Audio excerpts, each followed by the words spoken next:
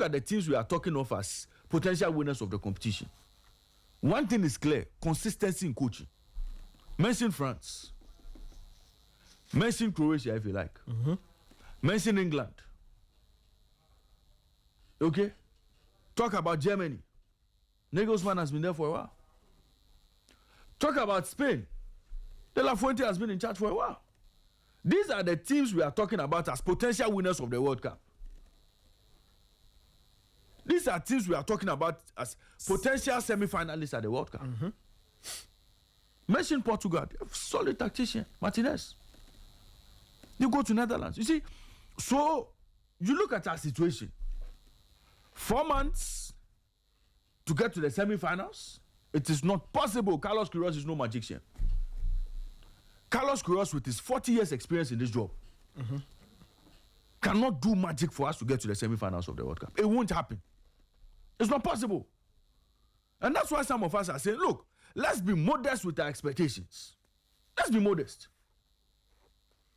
Fact is, even in that group, Panama, England, Croatia, it will take us quite a lot. It will take us quite a... You see, we would have to really punch above our weight to exit that group to the round of 32.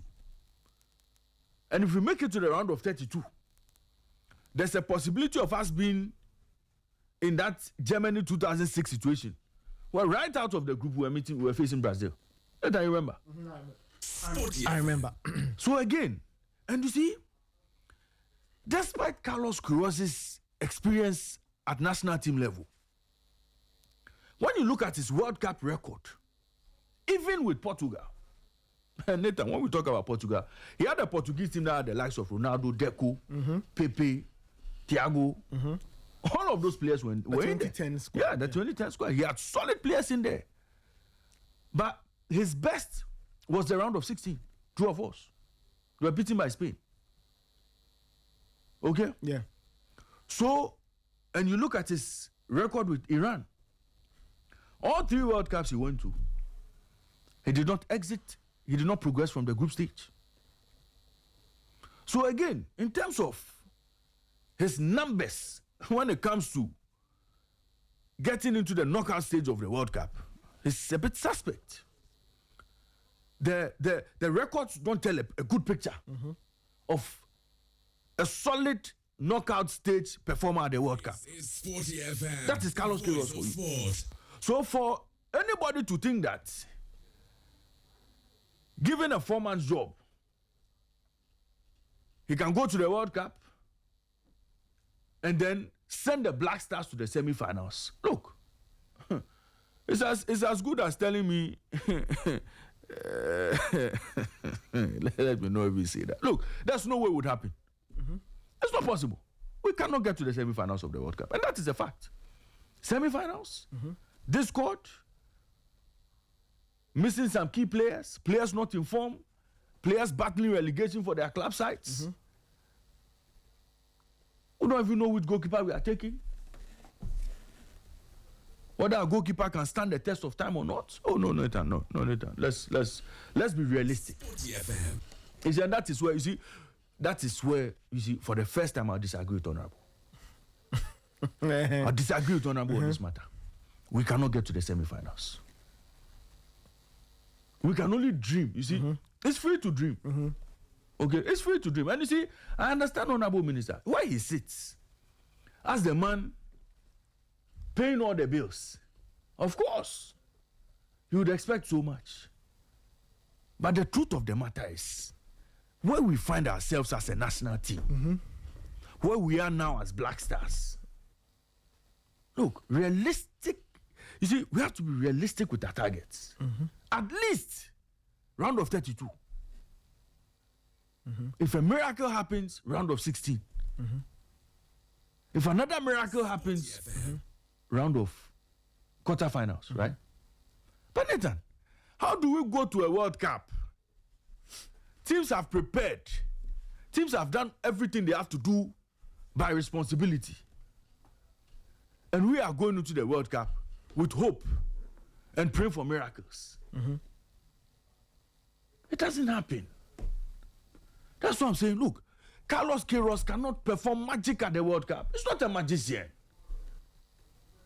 So let us tell Carlos Queiroz to go to the World Cup and do well. Go and do well. What is semi-final target? Even Otuado, with all the years he had been on that job, there's no way he was going to take this team to the World Cup semi-finals. There's no way he was going to do that.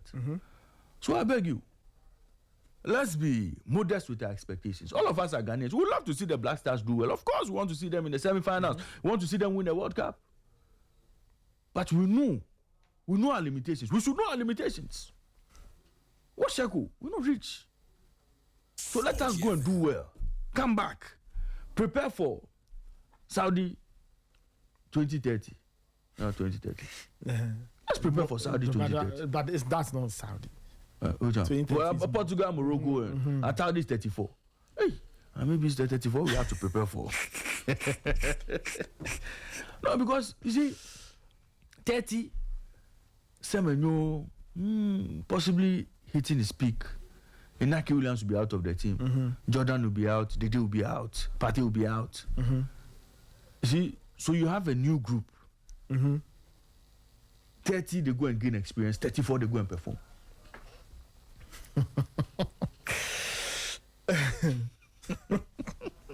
I don't even know what to say. But that's realistic. 30, they go and do well. Round of 32, round of 16. And then 34. 34, semi-finals.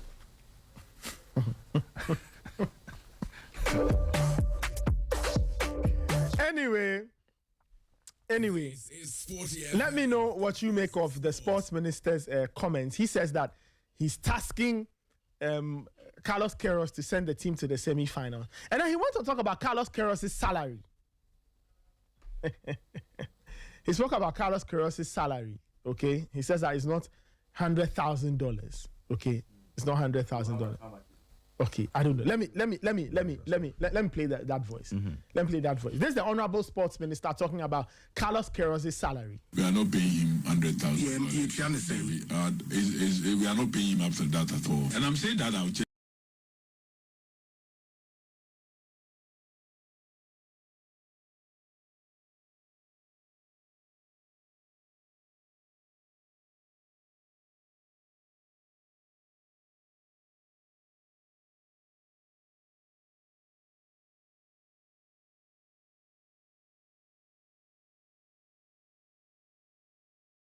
FM's ecosystem. No, need to play that voice again. I want to decode something. Okay, no problem. Play that voice for me. So here's the sports minister, second take from his interview on SportyFM. We are not paying him $100,000. You understand? We are not paying him after that at all. And I'm saying that I'll check because we haven't finalized and then signed a full contract and everything. It's not up to $100,000. That's not true. I'm telling you that the 100,000 is not true. So tomorrow, if you find 100,000 anywhere, then you can say that I have lied. Okay, so that's the Honorable Sports Minister speaking once again. Ray, so you've heard it. So, help me understand something here. So, at the time, we were having discussions with Carlos Queiroz. When it got to negotiating how much you take, I'm just curious. You see, that's why I'm asking. What did the person who agreed to pay? What figures did he see before giving it his blessing? Okay, you understand what I'm saying? Before saying that, okay, I've given you the green light, employ him. What figure was mentioned? Because, of course, by the time we reached an agreement, Carlos Queiroz, there was a figure on the table. Okay. By the time we concluded that, okay, he's a man for the job, or before he even said, okay, I've accepted to take the job, there was a figure on the table. Okay. So it was based on that offer and acceptance that we now went on to announce Carlos Queiroz as coach of the Stars. Yeah. So that is why I'm, I'm a bit confused, I'm a bit confused, but, well, it's not 100,000, we agree. But there was a figure on the table before he accepted to fly from Portugal to Accra. Yeah. So those discussions were not going to continue when he landed in Ghana. It was signed, sealed, delivered. Okay, so there's a figure. There's a figure. So I don't know why This is SportyFM, discussions around the voice figure of sport. seems to be shrouded in secrecy. I don't know why we are managing information around how much the coach is going to earn. But I know Honorable Kofi Adams. I know him very well to understand how he operates. Okay? In due course, just like he released the Black Stars budget, Okay. he's going to do so. But, Honorable, you see, when questions like this come up, and you give the good people of Ghana these kind of answers, it leaves us with more doubts in our minds Okay. than clarity. SportyFM. So just like I explained, before Carlos Queiroz agreed to come down to Ghana, there was a figure on the table which was agreed on. You understand? So there's absolutely nothing to finalize. Once the man has touched down, once he's been introduced to the public, there's nothing to touch. So just disclose the figure. So Honorable Kofi Adams, tell the good people of Ghana how much the coach will earn. It shouldn't be difficult. But again, I understand. And I know how he operates. He will certainly make it public. But you see, the speculation around the 100,000 has gone far. We've even seen documents that he started negotiating from 200,000 and all. So to kill all the noise in the system, we tell the good people of Ghana, Carlos Queiroz is on a $70,000 salary. Even Otto we heard was on 50,000. We didn't complain. The good people of Ghana will not complain if Carlos Queiroz is on a $150,000 salary and he's doing the job and he's performing. Ghanaians will not complain. The only time Ghanaians will have reason to complain is when Carlos Queiroz is delivering Otto-like performances and he's earning over $100,000. That is when Ghana, the good people of Ghana, will be up in arms. So, Honorable Minister, feel free to tell the good people of Ghana how much the coach is earning. Okay. Okay? Let's be open with some of these conversations. Look, of course, if Carlos Queiroz goes to the World Cup and he performs, nobody would even say a thing about how much he's earning or how much is being paid. Because we'll be getting value for money.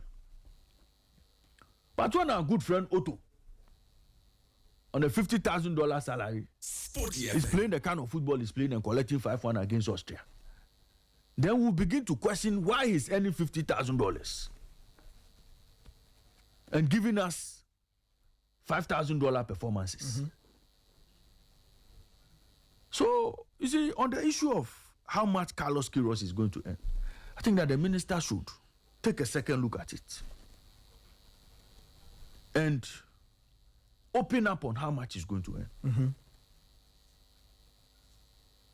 It is important that we know, so that when Carlos Queiroz is on the touchline and he's delivering, we know that yes, this is a $100,000 performance, or this is an $80,000 performance. If it's any 20,000, then we know that this performance is worthy of a coach on a $20,000 salary. Because Nathan, the more we pay, the higher expectations. Yeah. And the more we want to see the boys perform. Nathan, we know Carlos Queiroz is not a cheap coach. It's not a cheap coach. Yeah. So let's open up. You see, we've made a case for Carlos Queiroz, for the good people of Ghana to believe that we've brought in a solid coach for the Stars. It is true. But, I mean, let's be open with the conversations around issues of Carlos Queiroz. Look, as we sit here today, we've only heard there are speculations that Carlos Queiroz is coming with Roger Desai, he's coming with Don Gaspar, and the likes. The coaching team, he will maintain, again, speculations that John Pense will be there or Fair will be there, no. But nobody has been able to tell us, nobody has put pen to paper to tell us that, look, this is Carlos Queiroz and his coaching on or backroom staff. Nobody has put that on paper. So there are so many things that have not been made clear to us. Why are some of these things being kept secret? You know, being kept away from us. I don't think that is important. At this point, Carlos Queiroz is in. Name his assistant 1, assistant 2, goalkeepers, trainer, no. Just give us the backroom staff. Let us know that going to the World Cup, this is what Carlos Queiroz is going to work with. Okay? So, you know, the FA should also play their role. There's too much silence on our backroom staff. Who is in, who is out. Because recently, we're told Allen has been recruited. There was this this Spanish guy we brought on. And then there was Bjorke Green. Are all those people part of the team? Are they still part of the team? Even when Wilfred Schaefer was disposed of, again, it was speculation. You understand? So, I mean, you see, there's so much lack of information around what the Black Stars coaching staff, backroom staff is looking like or would look like. And I think that to be fair, let us know. And let us know the cost at which all of those things are coming. Let us know the cost involved. Or maybe we would have to do RTI. No, maybe we would have to do RTI. Yeah, maybe. No, because it is only fair that we know some of these things. It's not as if you and I can go and sack anybody. But we'll look at our backroom staff and say, oh, wow, 70-year-old Don Gaspar is part of the goalkeeping team. 73-year-old Carlos Queiroz is here. Former goalkeeper Roger Desai is part of the team. John Pense, who is still learning the ropes of coaching, is part of the team. He's still learning. Desmond Ofe, who is hoping to cut his teeth with the national team, is still part of the team. Let us know. It is only fair. Look, me, I saw Carlos Queiroz at the University of Ghana. Carlos Queiroz and Roger Desai, they were sitting together. Yeah. Then I saw two men sitting between Carlos Queiroz, John Pencil, and Desmond Ofe. Did you see that video? I don't think I okay. So Carlos Queiroz and Roger Desai, they were having conversations. Yeah. Sitting together. Then there was a big barrier between Carlos Queiroz and his two assistants, John Pencil and Desmond Ofe. And then I understood what was happening. What was happening? Oh. Nathan, there was a huge barrier between the two of them. Oh, I don't know if you've seen that video. When he went to Legon to Water Galaxies. Yeah. Yes. It tells a lot. That picture alone tells a lot. That picture alone, it tells a lot.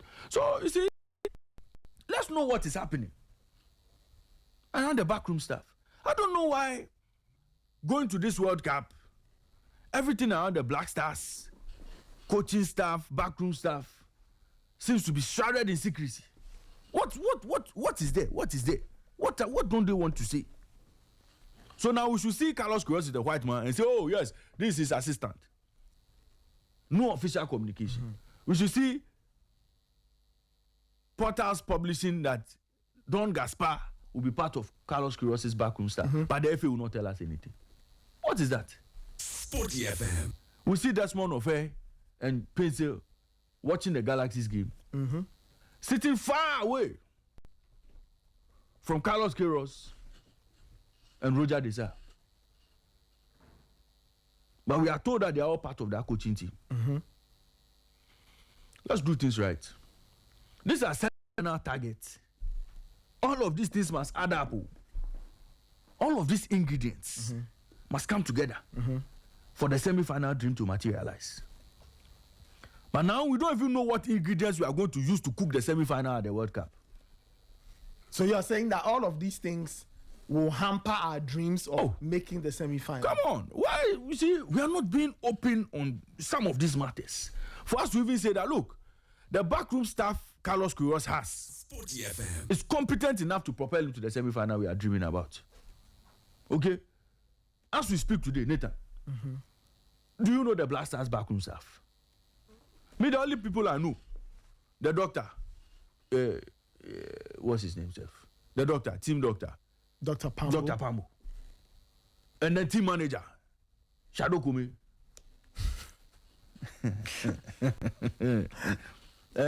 And Henry Asante Bika is outside. No, Henry Asante is not part of the backroom. He's outside. Those are the only people we know, for sure. Two of us.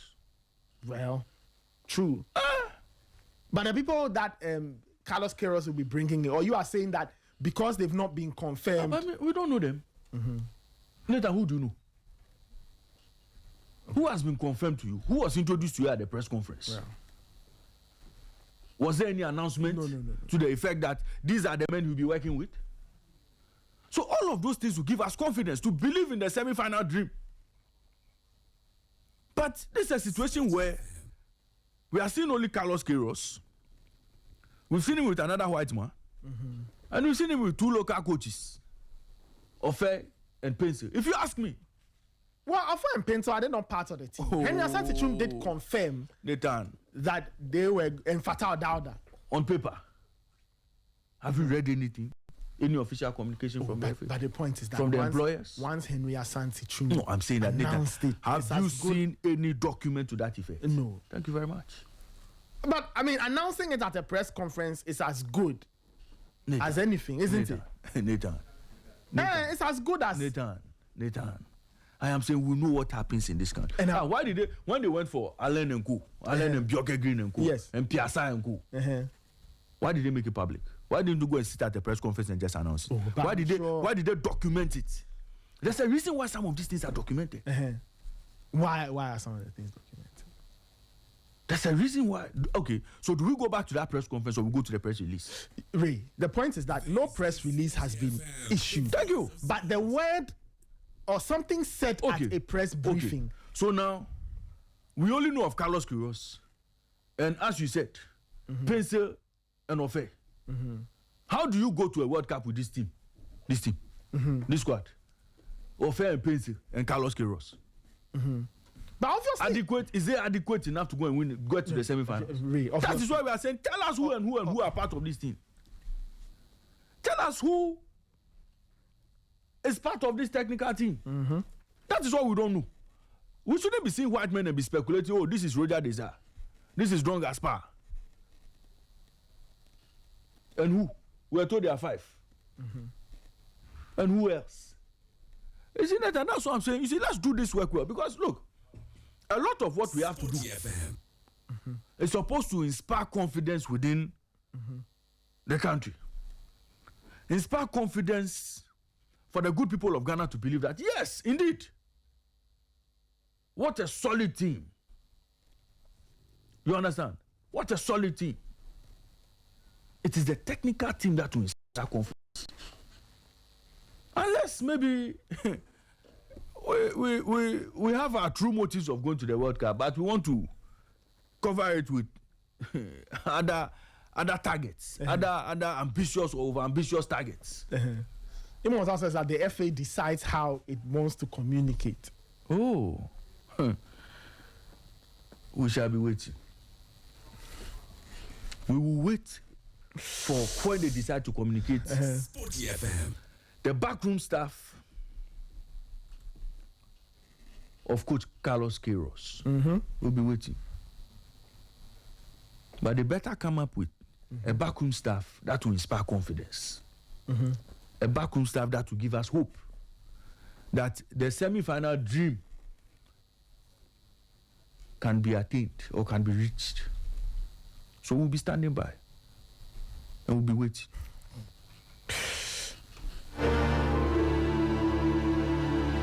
$8.29. This is still the Sporty Breakfast. Let me do a few quick announcements and then we can talk a bit about the UEFA Champions League. If you are looking for great food in a great spot, Delish Restaurant is now open at the University of Ghana poolside, right behind the UG Stadium. They are serving breakfast, lunch, and dinner. Enjoy great meals. Jollof or fried rice, fried chicken, grilled chicken, you know, boiled yam with garden egg stew or egg stew, club sandwiches, banku and tilapia. Just imagine the whole shebang. Delish is offering a spacious and relaxing environment. Perfect for family hangouts, business meetings, or chilling with friends. That's where Raymond went yesterday. And the fun doesn't stop. Wednesday night is karaoke night, which means tonight is karaoke night. Friday night is either live band or games night. Now, the Delish Restaurant is at the University of Ghana poolside behind the UG Stadium. They are open Monday to Saturday, 7 a.m. to 11 p.m. Sundays, 9 a.m. to 11 p.m. If you want to get your food delivered, call 054-080-0000 or 056-004-4444. Follow at Delish Ghana on Instagram, TikTok, Facebook, and X. Delish Restaurant, great food, great vibes every time.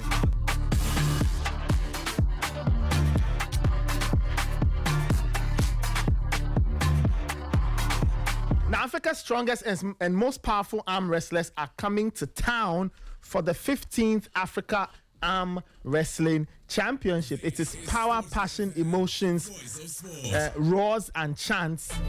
It's happening on the 1st and 2nd of May 2026 at the Boteman Sports Complex, 9 a.m. daily. Come and experience 2 explosive days of strength, pride, and continental supremacy as elite athletes from across Africa grip up, lock in, and go to war on the table for the title of Africa's strongest. And they're coming from all over the continent, from Madagascar to Mauritius, Senegal to South Africa, Cote d'Ivoire to Cameroon, Gabon to Ghana. Remember, we are pulling Africa together on May 1 and 2, 2026. The 2026 Africa Arm Wrestling Championship. Africa is coming. Accra is ready. Contact 0244-280-802 for sponsorship and information. Thank you so much.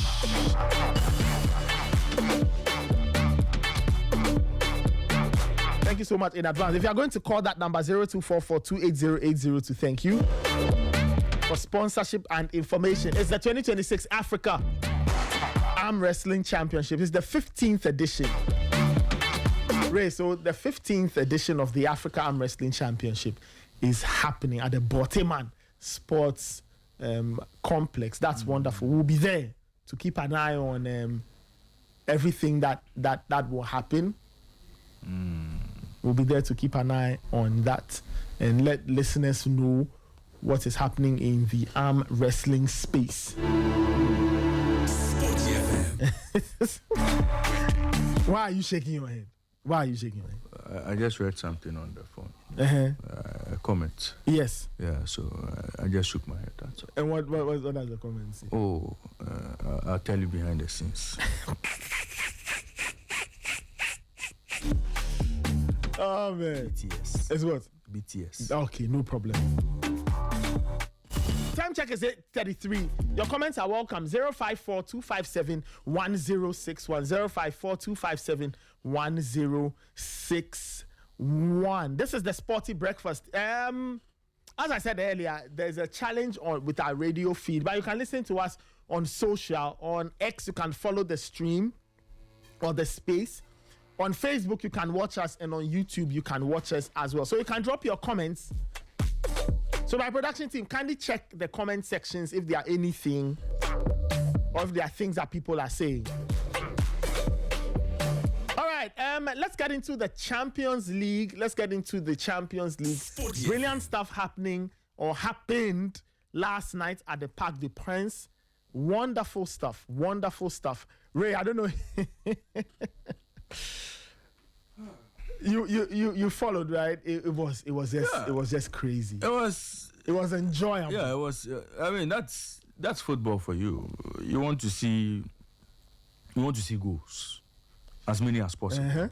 You want to enjoy the game, end-to-end stuff, end-to-end action, edge of the seat stuff. I mean, for us the neutrals, I think we enjoyed it. We thoroughly enjoyed it. Look, when a game ends with two teams having an XG of 1.90 and 3.06, clearly a nine goal thriller is something that should excite everybody. You know, I mean, we saw lots of shots on targets. You know, the precision with which some of the shots landed and all. It was very impressive. The goalkeepers clearly had no chance in, you know, stopping all of the goals that went in there. Neuer, for instance, he didn't even save a single shot. He didn't even prevent a single ball from getting into the net. I mean, it was one of those games where two very entertaining sides, two teams that have technicians, let me put it that way, technicians, technically gifted players, very exciting players. There's no way a Bayern PSG game wasn't going to deliver goals. Okay. You look at that PSG team, lots of players who have to get onto the ball, who have to go forward, who have to progress. They are not a team that is, you know, built on defensive discipline or defensive solidity. What makes them thick is their offense. Okay, and so we're going to enjoy that kind of game. Like going into this Champions League game over the weekend, Bayern conceded as many as 3, right? They scored 4. Clearly tells you what kind of opposition they are. You know, even PSG going into the weekend, they put 3 past Angers. So clearly an attacking side. So it was a game where we're going to see 2 of the best attacks in the competition meet. And prior to this game, I think both teams had scored 38 goals before this game. You know, combined 38 goals before this game. So clearly we're going into a competition where we're going into a game where both coaches were not going to play with the handbrakes on. Both coaches were going to go for it. At the point it was 5-2, and at 5-2, I said, well, the game could be over. The tie could be over. I even thought then Bayern came in with 2. You know, so it just tells you the relentless pressure they put on this PSG team to unlock, you know, the goals they got. And I mean, it was impressive to watch. It was impressive to watch. I think that it would go down as one of the best semi-finals in the Champions League. It was just chaos. It was good, and I think every player we talked about pre-game has been the man to carry this team, delivered. From Harry Kane to our good friend Michael Olise, you know, to Diaz, Kvaratskhelia, Dembele, Doué. I mean, everybody came to the party. Now, it leaves us with what kind of second leg we should look forward to, because if both teams approach the second leg the same way, then it would give us quite a game in Munich. But I mean, I think that it was a good game, and this is what we want to see in football. A lot of people have said, look, looking at the 2 teams that are playing tonight, these are 2 teams that have to play with the handbrakes on. So we may not get a 9-goal thriller in tonight's game. You never know. But I think that this for me would have passed for the final before the final. I mean, it was just sheer chaos, right? And then, you know, so Munich took the lead through a Michael Olise, a Harry Kane penalty. Yeah, Harry Kane. Then Kvaratskhelia equalized. Before that, Ousmane Dembele missed a good chance, one-on-one. Yeah. I think he got very confused as to which of his feet to use. You know, that is the curse of being two-footed. Yeah. Went with the right foot, absolutely, you know, skewed it wide. And then Kvaratskhelia made it 1-1. And then Joao Neves made it 2-1. And then Olise made it 2-2. And then that penalty.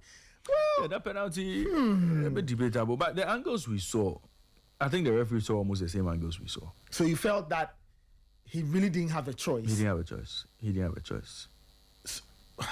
So you deem you deem Alphonso Davies had his hand in an unnatural position. Yeah. You know, that's what I'm saying. You know, based on the angles we saw, I mean, it looked like a penalty. So that you won't blame the referee. You won't call it. The decision he took was based on what he saw. Yes, that is true. Yeah, we saw other things later, you know, but of course, you know, he has a split second to make a decision. So it was a penalty. Dembele put that penalty away. Okay. Then in the second half, 58 minutes, Kvaratskhelia and Dembele. the game looked like it was good. Yeah, because I thought at 5-2, The game Paris was done. Saint-Germain would be able to play more on the break and possibly score a few more goals. But Bayern Munich decided that, you know what, we are 5-2 down. What is there to lose? Go for broke. Just go for broke. And then in 3 minutes spell, they also got 2 goals. You know, Dio Upamecano's head, I still think he didn't get a touch on the ball though, but fine. I still, he didn't get a touch on the ball. It should have been an should have been a Kimmich goal. I think so. It shouldn't have been. I don't think Upamecano had a touch. Of all the goals, one of my favorite from last night was Luis Diaz's goal. That was a very, very, very good goal. A very, very, very good goal. A very, very, very good goal. Harry Kane playing his playmaking role very, very well. Going deep, setting up Luis Diaz. I loved everything about the goal. The touch to get Marquinhos to go off balance, the fake to shoot, and now to create the space, and then the killer pass. Safonov. That was a brilliant goal. Wonderful goal. Diaz is I mean, his quality has never been in doubt. You know, right from his Liverpool days, it's never been in doubt. And trademark goal, typical Diaz. These are the kind of goals he likes to score. So I mean, Nathan, it was a good game, but Harry Kane at 32, he still has a lot to his game. Alive.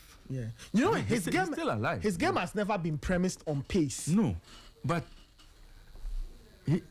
he finds a way to be at the right place at the right time. You know, his link-up play is excellent. His hold-up play is good. His ability to score exceptional. And his ability to find that pass. Because for a striker, I mean, his footballing ability is really high. Yeah. Brilliant passer. He knows how to do almost everything up front. Brilliant passer of the ball.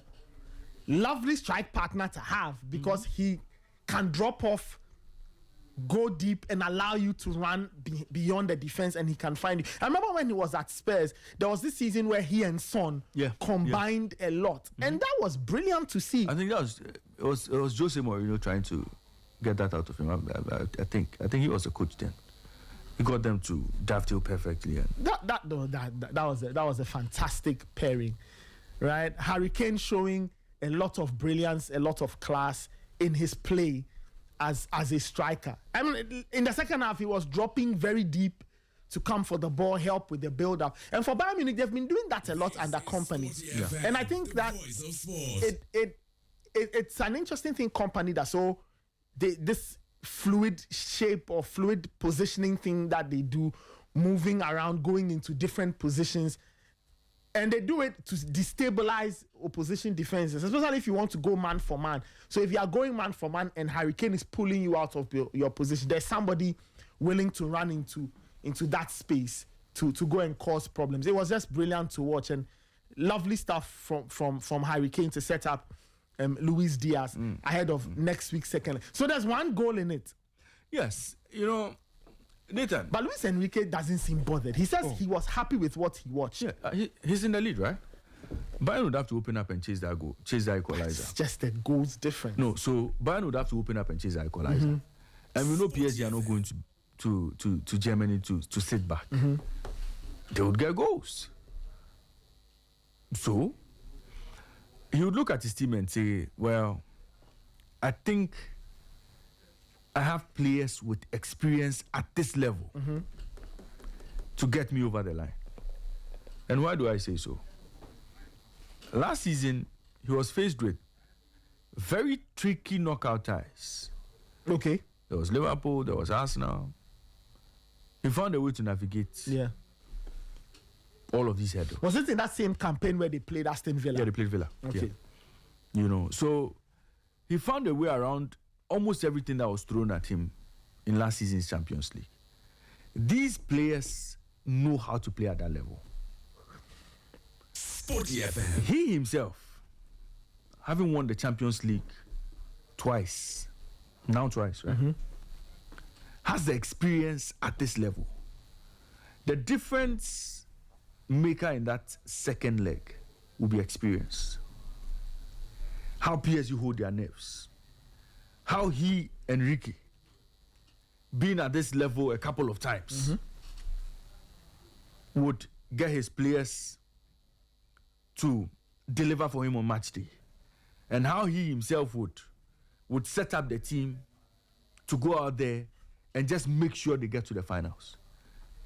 If you ask me, between he, Enrique, and Vincent Kompany would now learn what it feels to play at this level and move to the finals. And that's why I think experience will play a key role.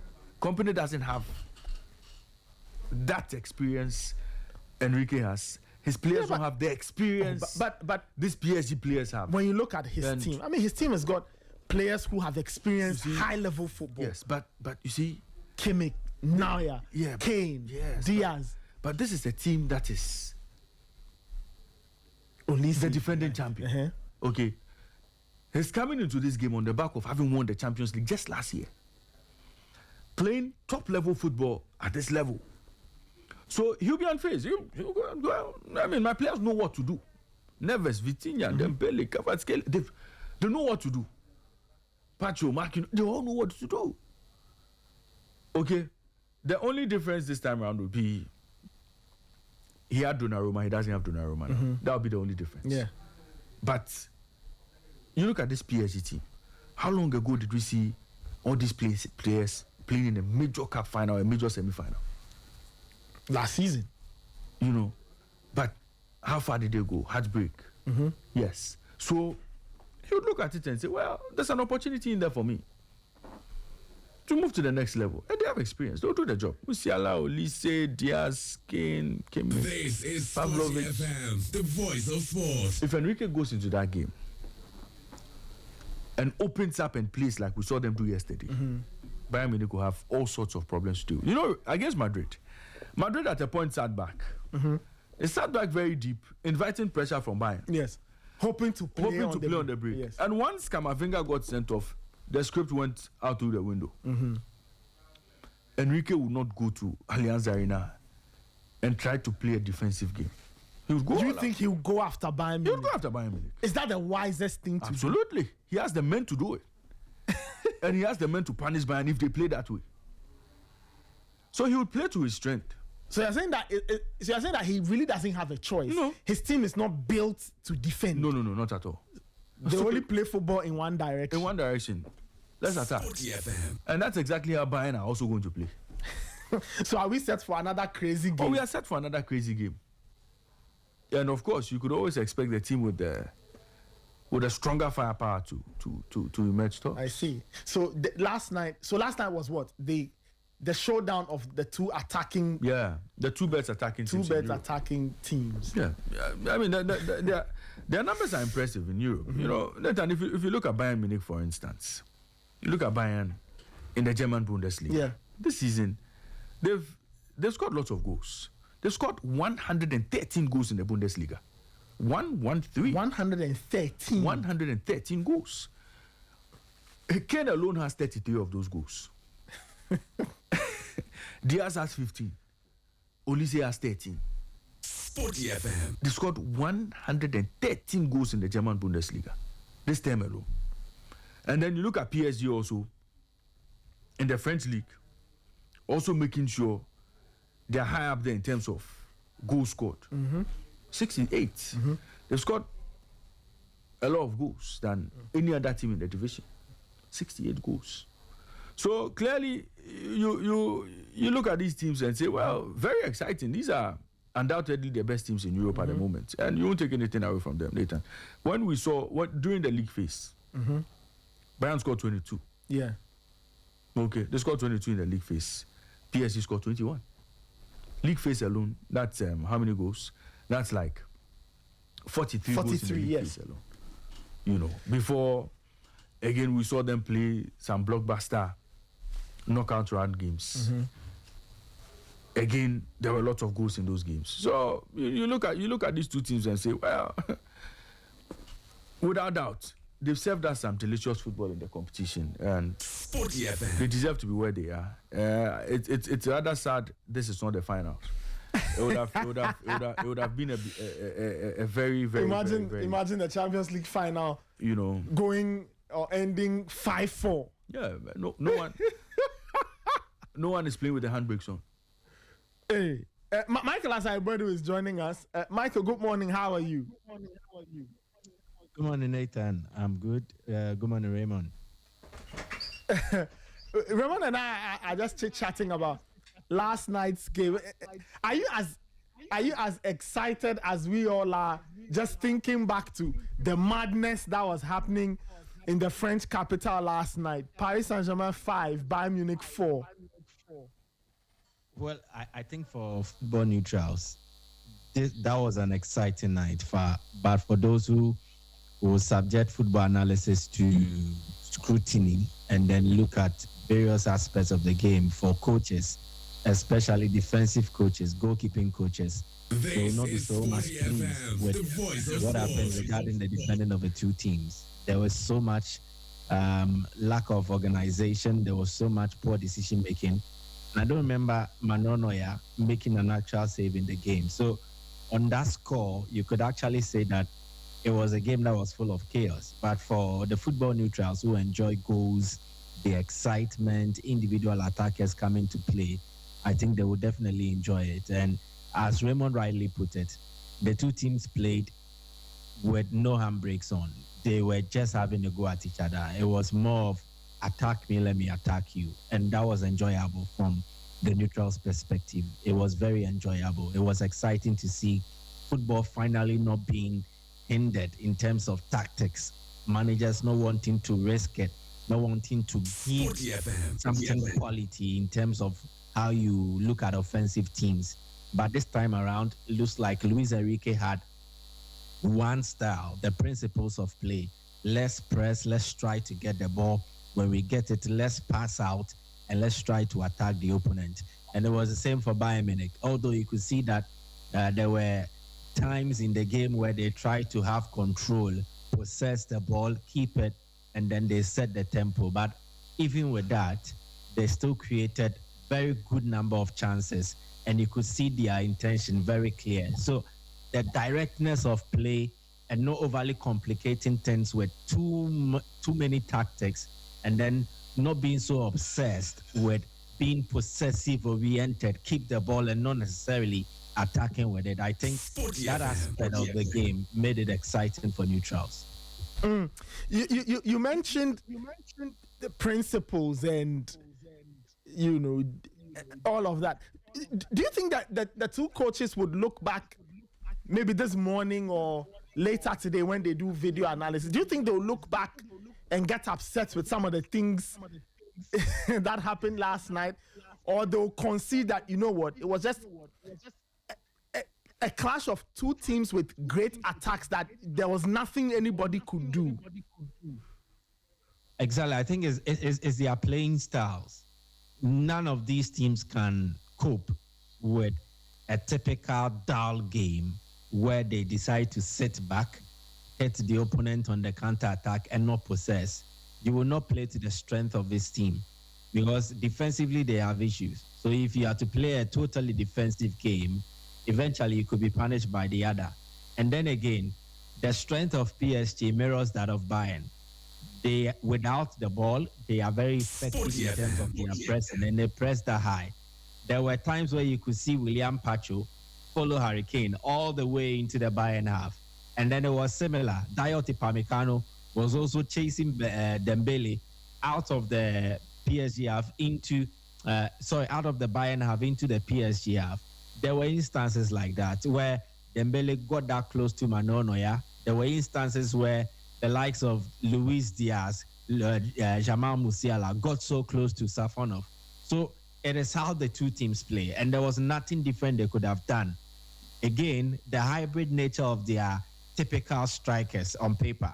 Dembele is a typical striker for this PSG team per the structure that they adopt.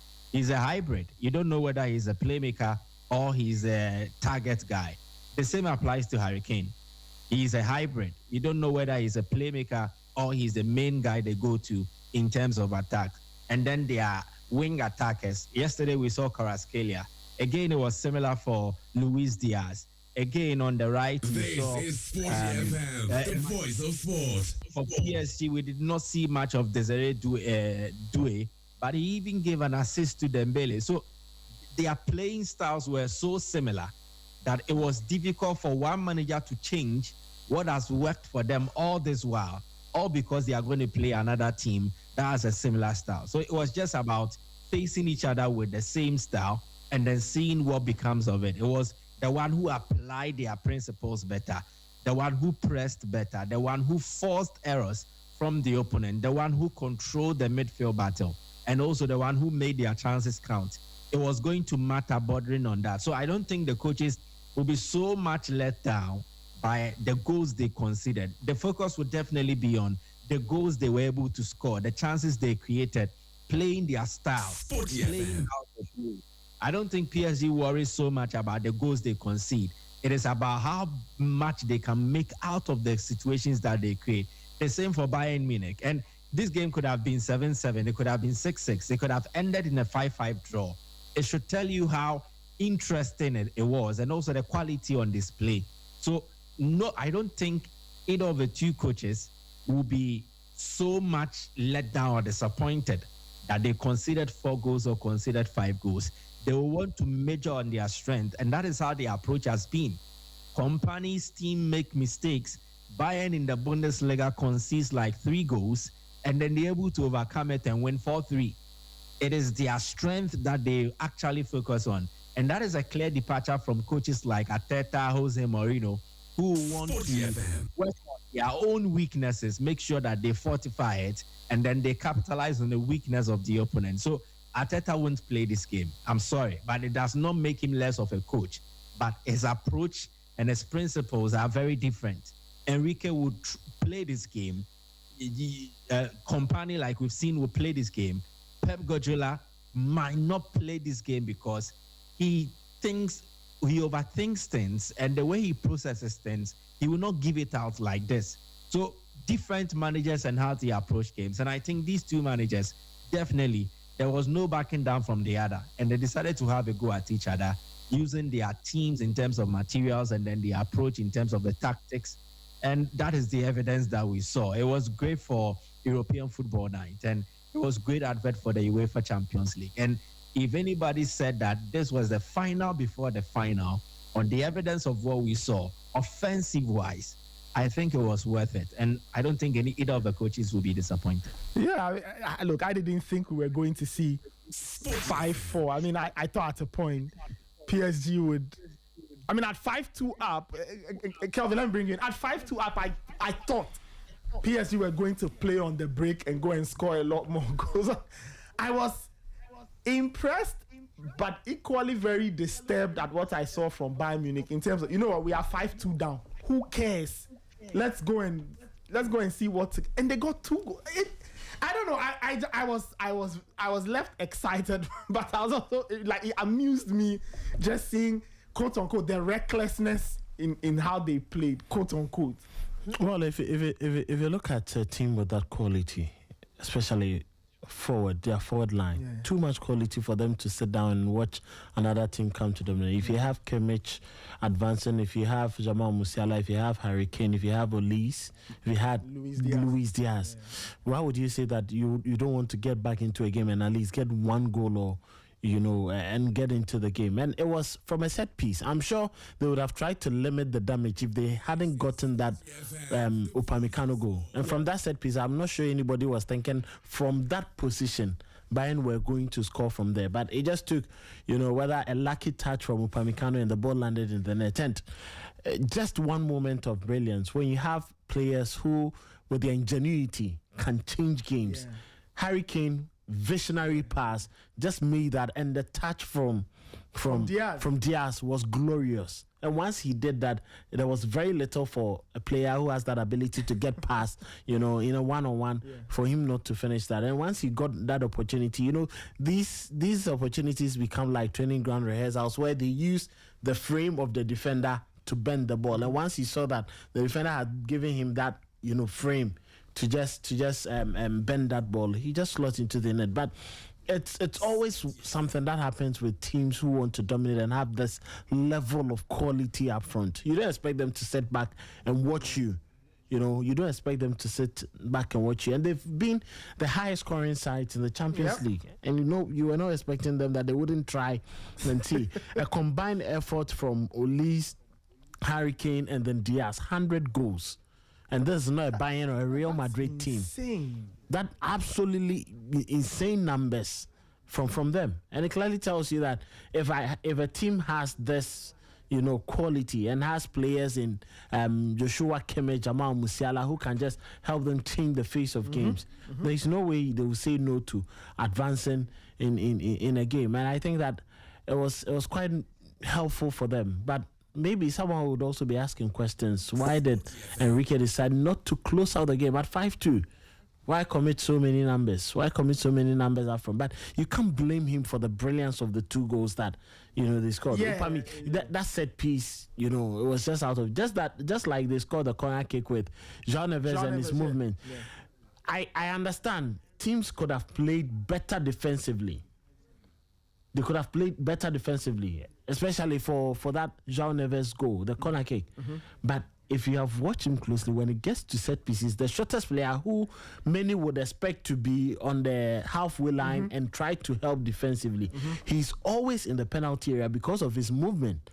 And Dembele has, that ability to strike the ball with the right and the left. So he used the right, and then he sent in an in-swinger, and then it was just, a slight touch to the ball, and then he managed to get the goal. I've always said football deserves balance, but this, as a neutral, you sit and love this game. But I'm not sure Company from up there where he was sitting was happy with the way they were conceding. And you look at the elementary mistakes, the errors, William Pacho, how he dived in recklessly to commit the penalty. Look at that defensive work, Kvaratskhelia. It was just a sweet pass from Doué. And I'm sure who started at the right back? Was it Stanisic or it was? Yes, Stanisic. That ball was played by Doué just behind him, and it was picked up by Kvaratskhelia, and the rest was what? Easy finish for him. And just like Michael was saying, Manuel Neuer with his performance against Real Madrid, I'm not sure that Kvaratskhelia goal should have beaten, but I'm sure he wasn't expecting that quick turn and then the smart hit. I don't think he expected it. He probably must have assumed it would go over. It was going out of off target. That was quite brilliant. But the first defensive error comes in, and look at that Olise goal. In other teams, you would expect your DM to stop that ball.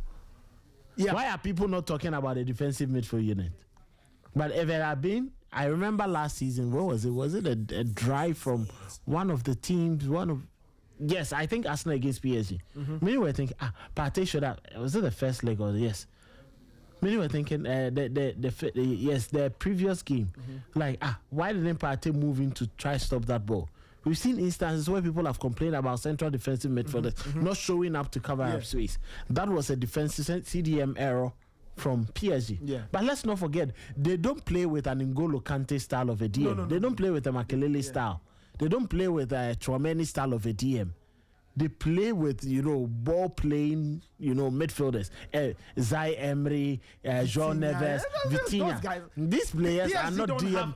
Exactly. No, they don't have a destroyer. Yes. They have a destroyer. So it's always quite difficult that when you have players who are witty and creative like Olise, they would always cause problems. And look at that penalty incident. I think that the referees, I don't know, if you looked at the review from him, they showed just one angle to him of the part that it bounced off the groin.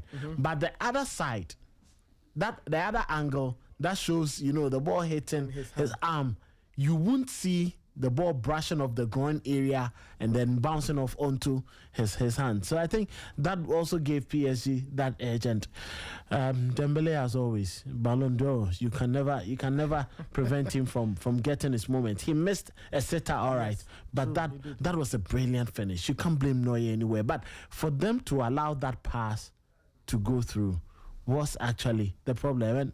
And Barskelia, like I always said, will always show up when you least expect that guy. I think that he's arguably one of the best, outside forward players we have on the globe now. 10 Champions League goals.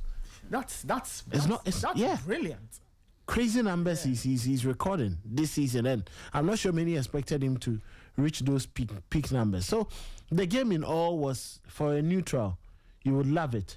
But I'm not sure anyone would have spared a coach like Arteta, a coach like Liam Rosinio, leading 5-2, and for the game at home, and for the game to end 5-4. I'm not sure anyone would have spared them. No. But we are allowing Enrique and Vincent Kompany. Fine, you may free Kompany because of where he was sitting. No communication. Let's not forget, Kompany was in the stands. He couldn't communicate. Yes, it's not like the Premier League where you can have communication guys. You can have an assistant with the phone and then you'll be communicating. He couldn't have any say. Right from the start of the game, once they get to the stadium with the bus, he breaks off. The only part he was allowed to do was the interviews, post-game interviews, which is very much allowed. And that was to his discretion, whether he was going to do it or leave it to his assistant. So, I think it was quite a good game, but, the balance in football that we talk about. But these are clubs who have their, philosophy built on attacking, dominating play, scoring a lot more goals. It's the reason why we had the 9. But I think that defensively, the two coaches could have acted better. We've seen PSG defend very well. You remember that Arsenal game? The scores were marginal. The away leg. Yes. The first leg in London. The scores was marginal. Even with the second leg, look at how they defended. Arsenal puffed and half, but they couldn't break through the lines. Maybe you can talk about the brilliance and the quality of the players.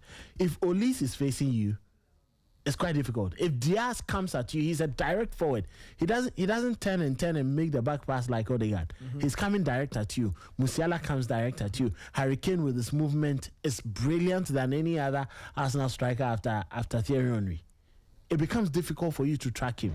So it was quite a good game, but I think that defensively both teams could have acted better with that. And we saw 4 set-piece goals. If Arsenal had scored this, or if any other side, they will say, set piece masters.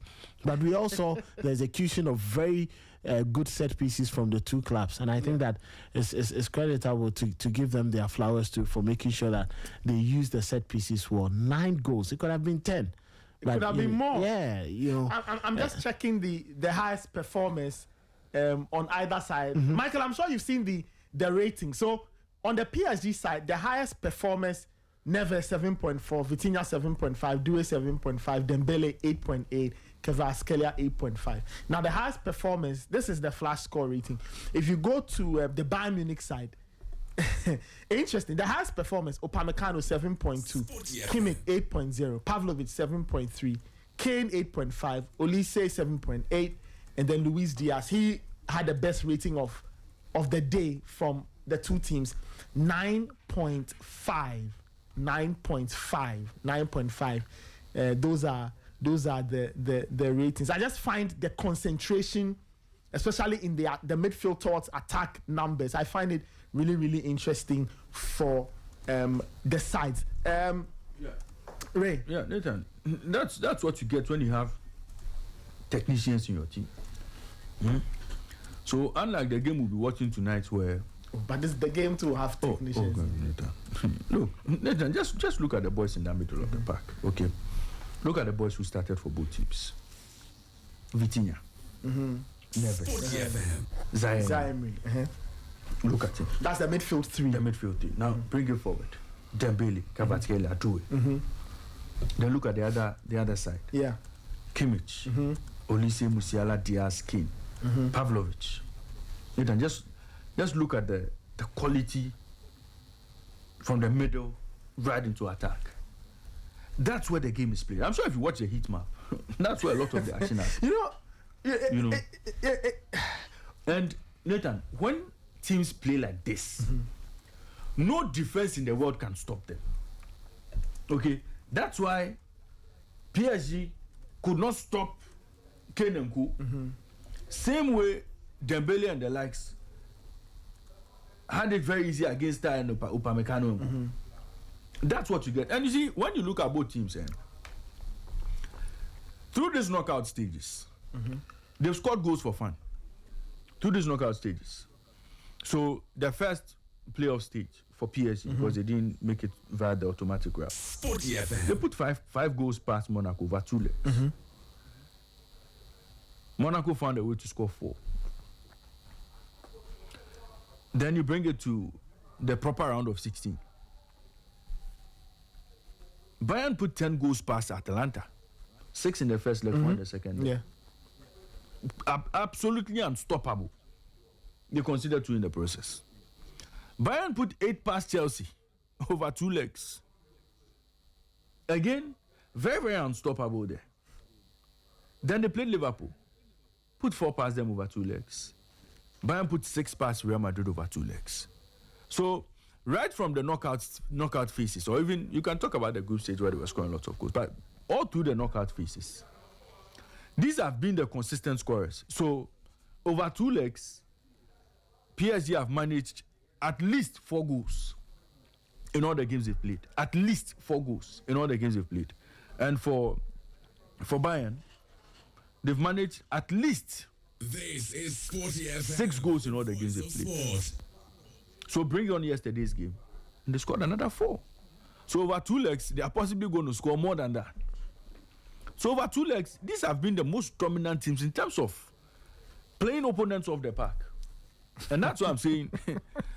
We are not going to see any of these teams revert to a defensive shape, kind of game. So you insist that the second leg too will be back and It forth. will follow the same script. Okay, all right. Michael, let me bring you in. I'm really fascinated by.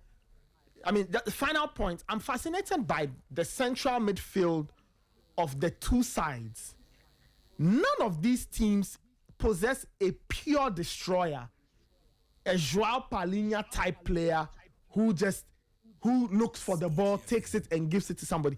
They all seem to be blessed with very technically sound players who are comfortable on the ball, players who can beat the press, players who can break the lines, players who can carry the ball.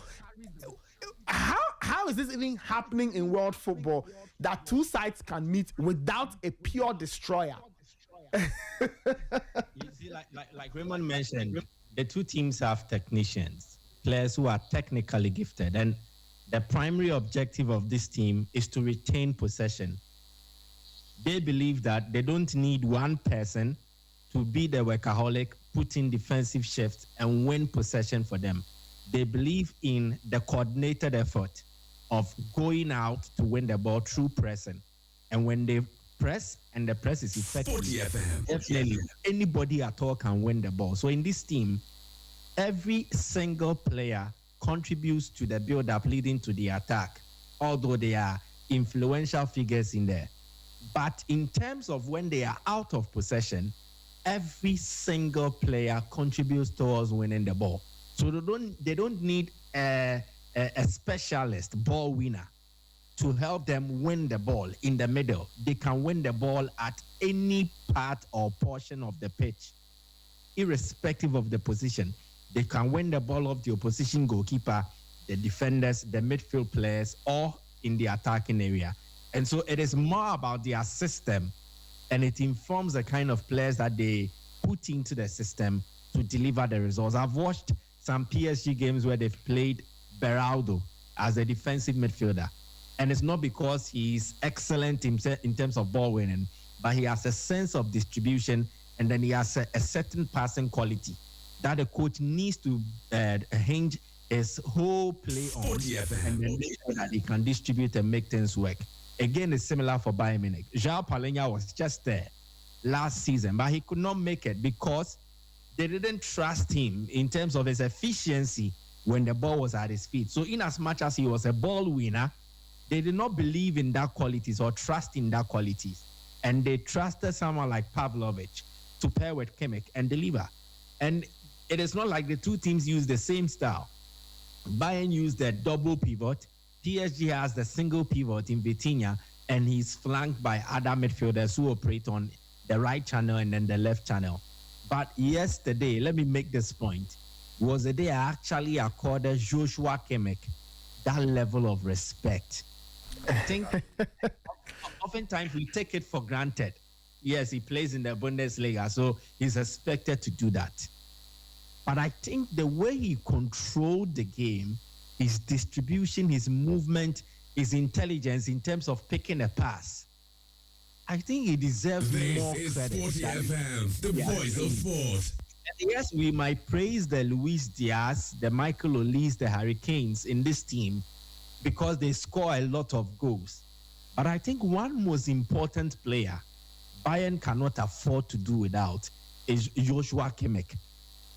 It is the control he brings. And I don't think if you take him out of this Bayern team, no single midfielder can replicate what he brings.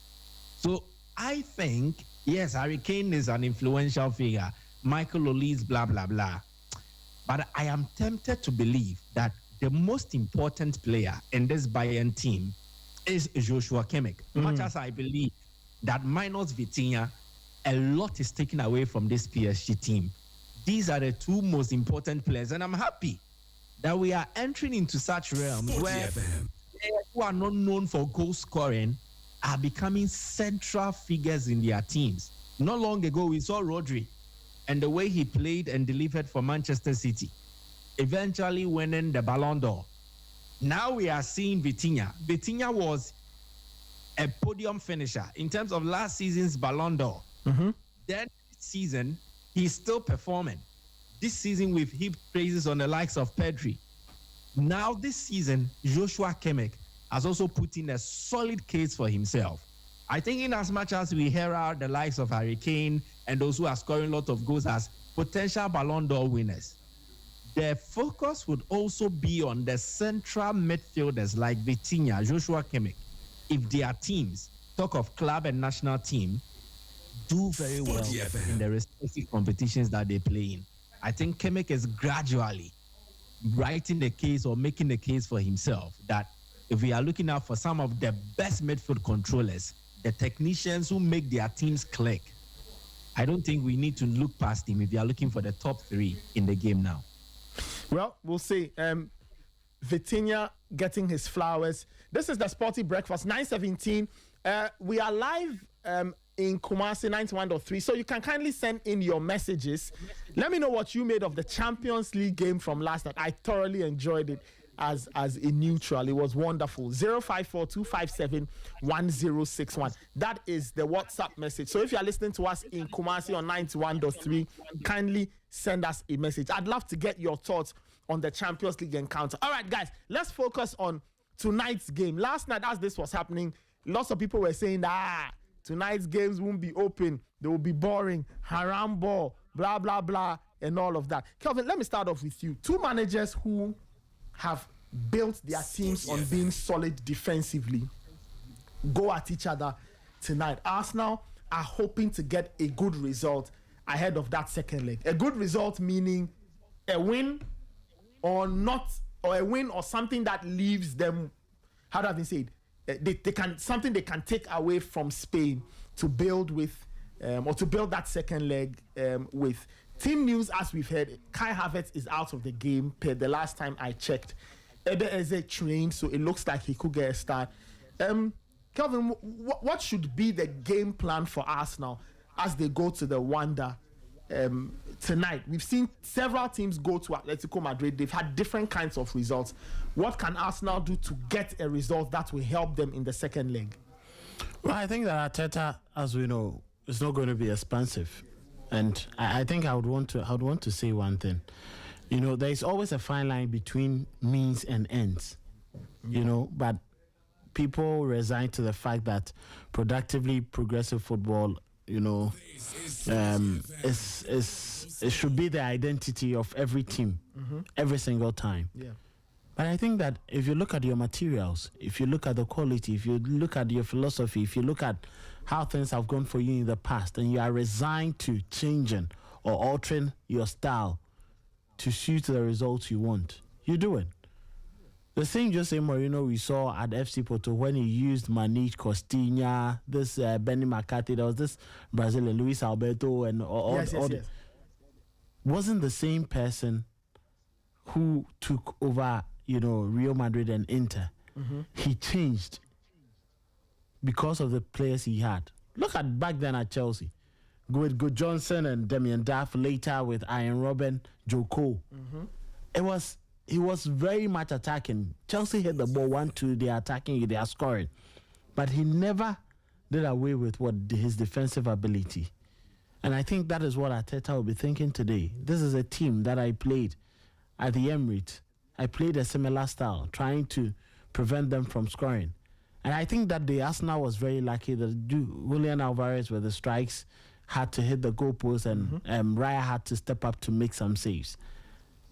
If luck will be on their side, or if they are precise enough, the efforts that come from the forwards, Arsenal may find themselves wanting, because you look at Arsenal's low block and mid block in the last embers of the season, it is being opened up by teams easily.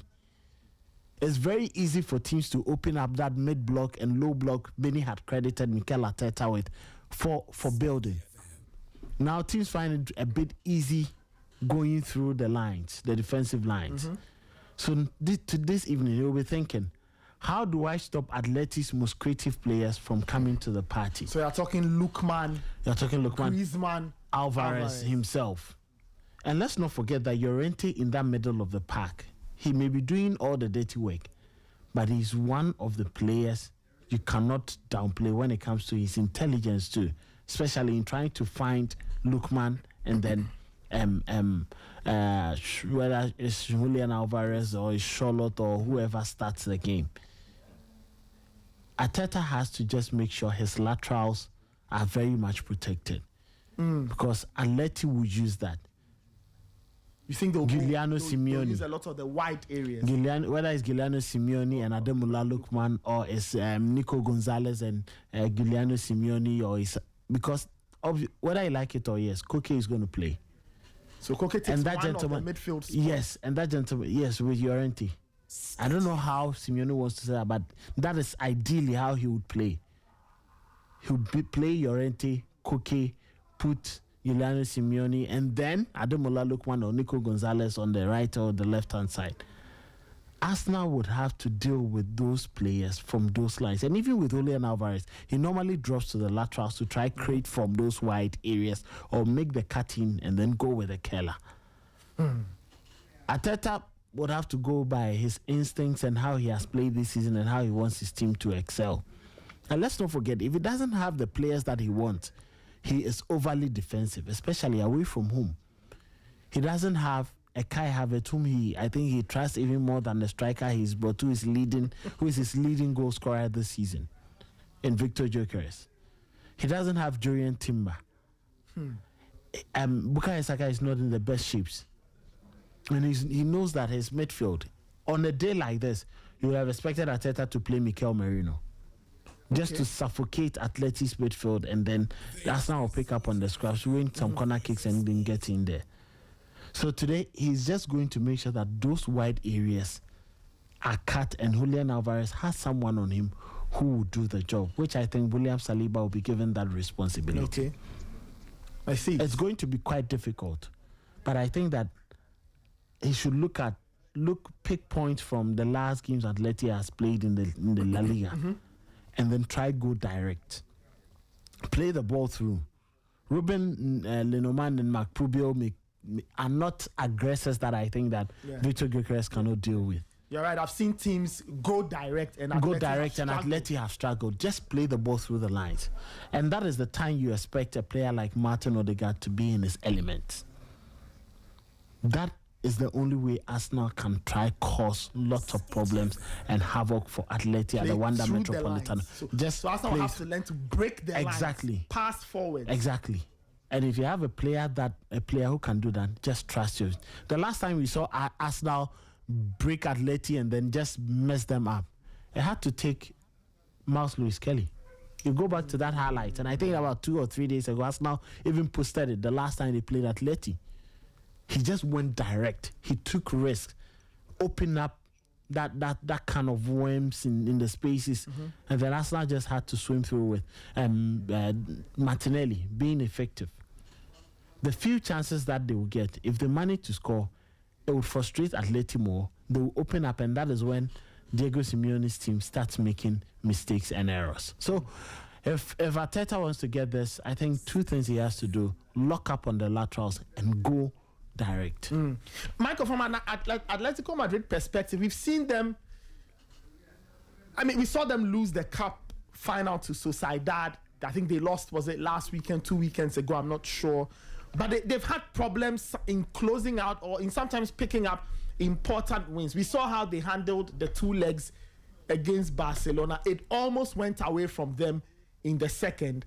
How can they get it right tonight? Because they also need to take something to London, something solid to London they can hold on to ahead of that second leg.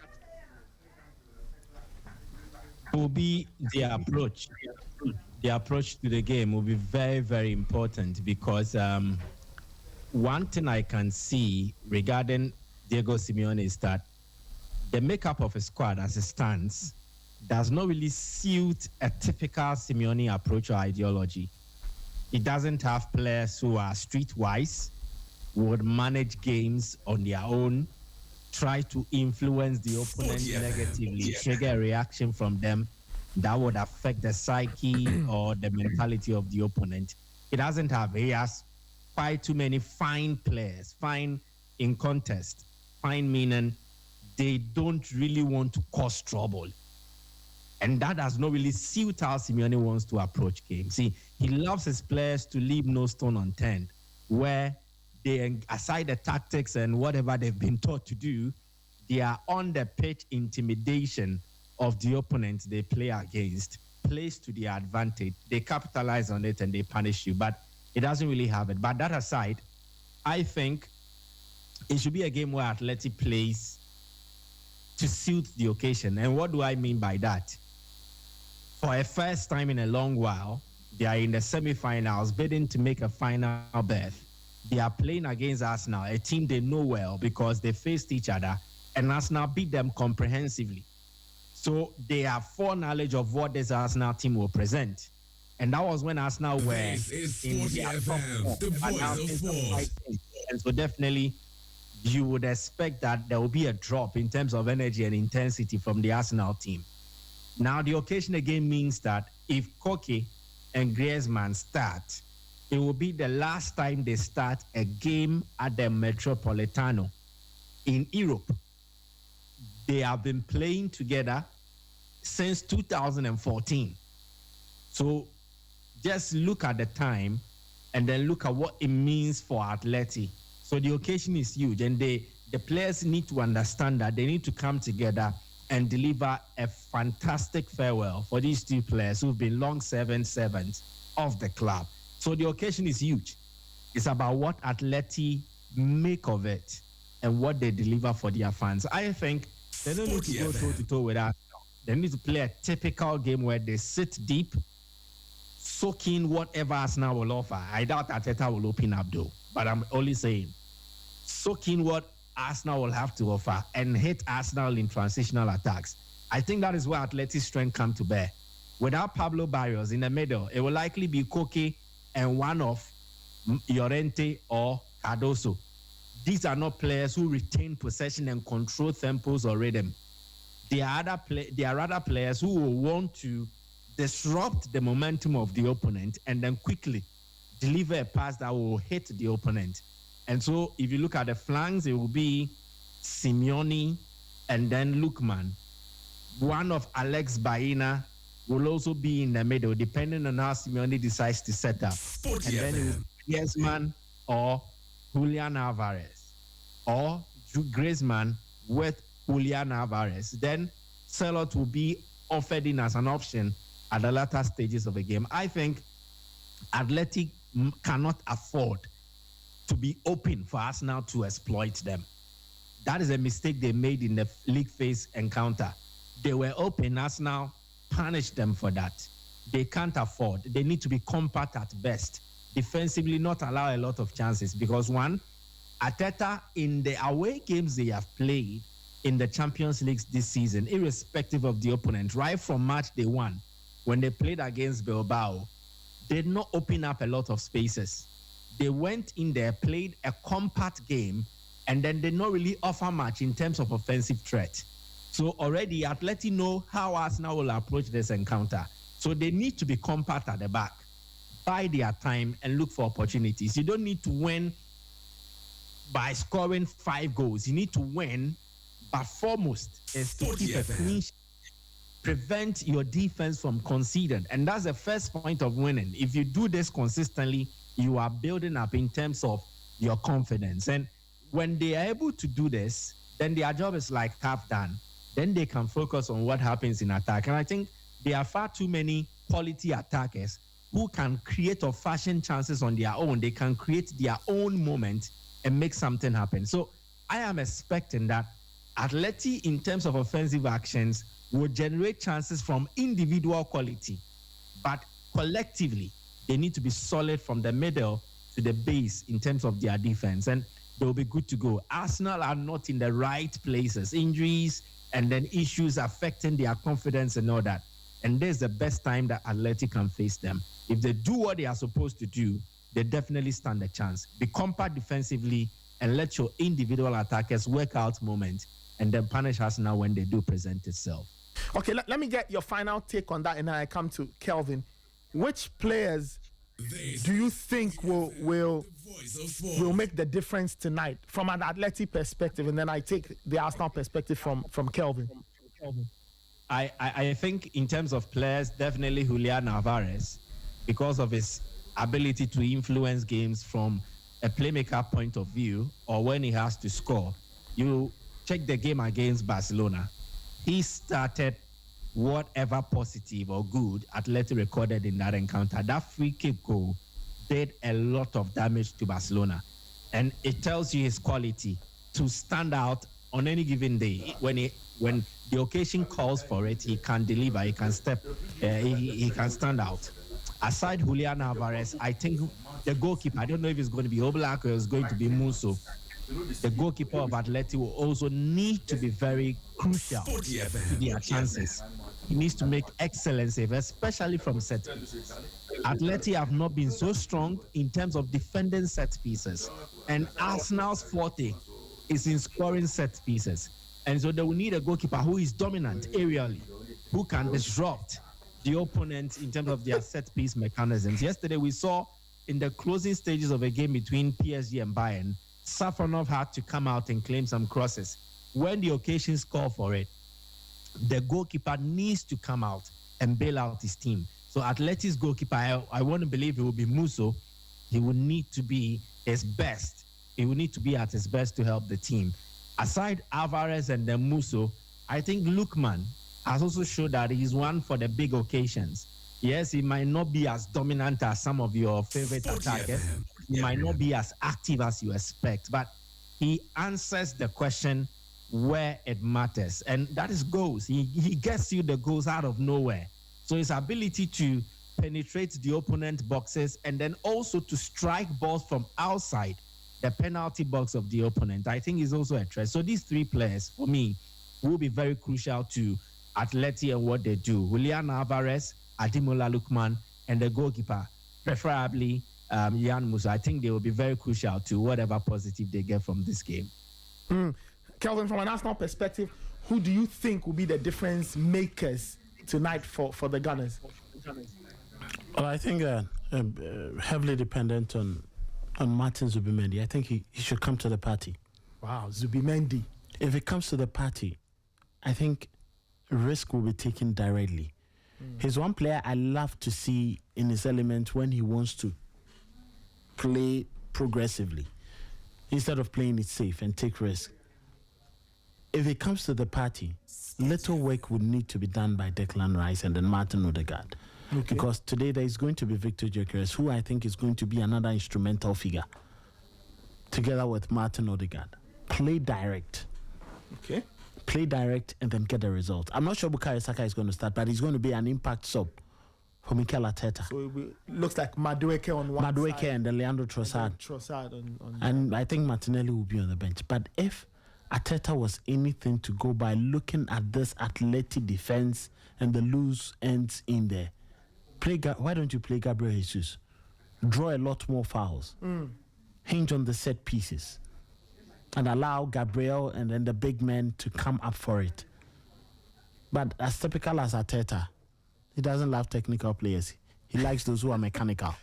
But that is quite strange because Mikel Arteta himself in his playing day was a very sound technical player. No, he was very mechanical. Oh, I mean, extremely. He wasn't that bad. Everton, David Moyes. You forgot him. But you know that he was. But I mean, in the he was supposed to be the creative element in the team, but he was mechanical, just like Declan Rice. Declan is not technical.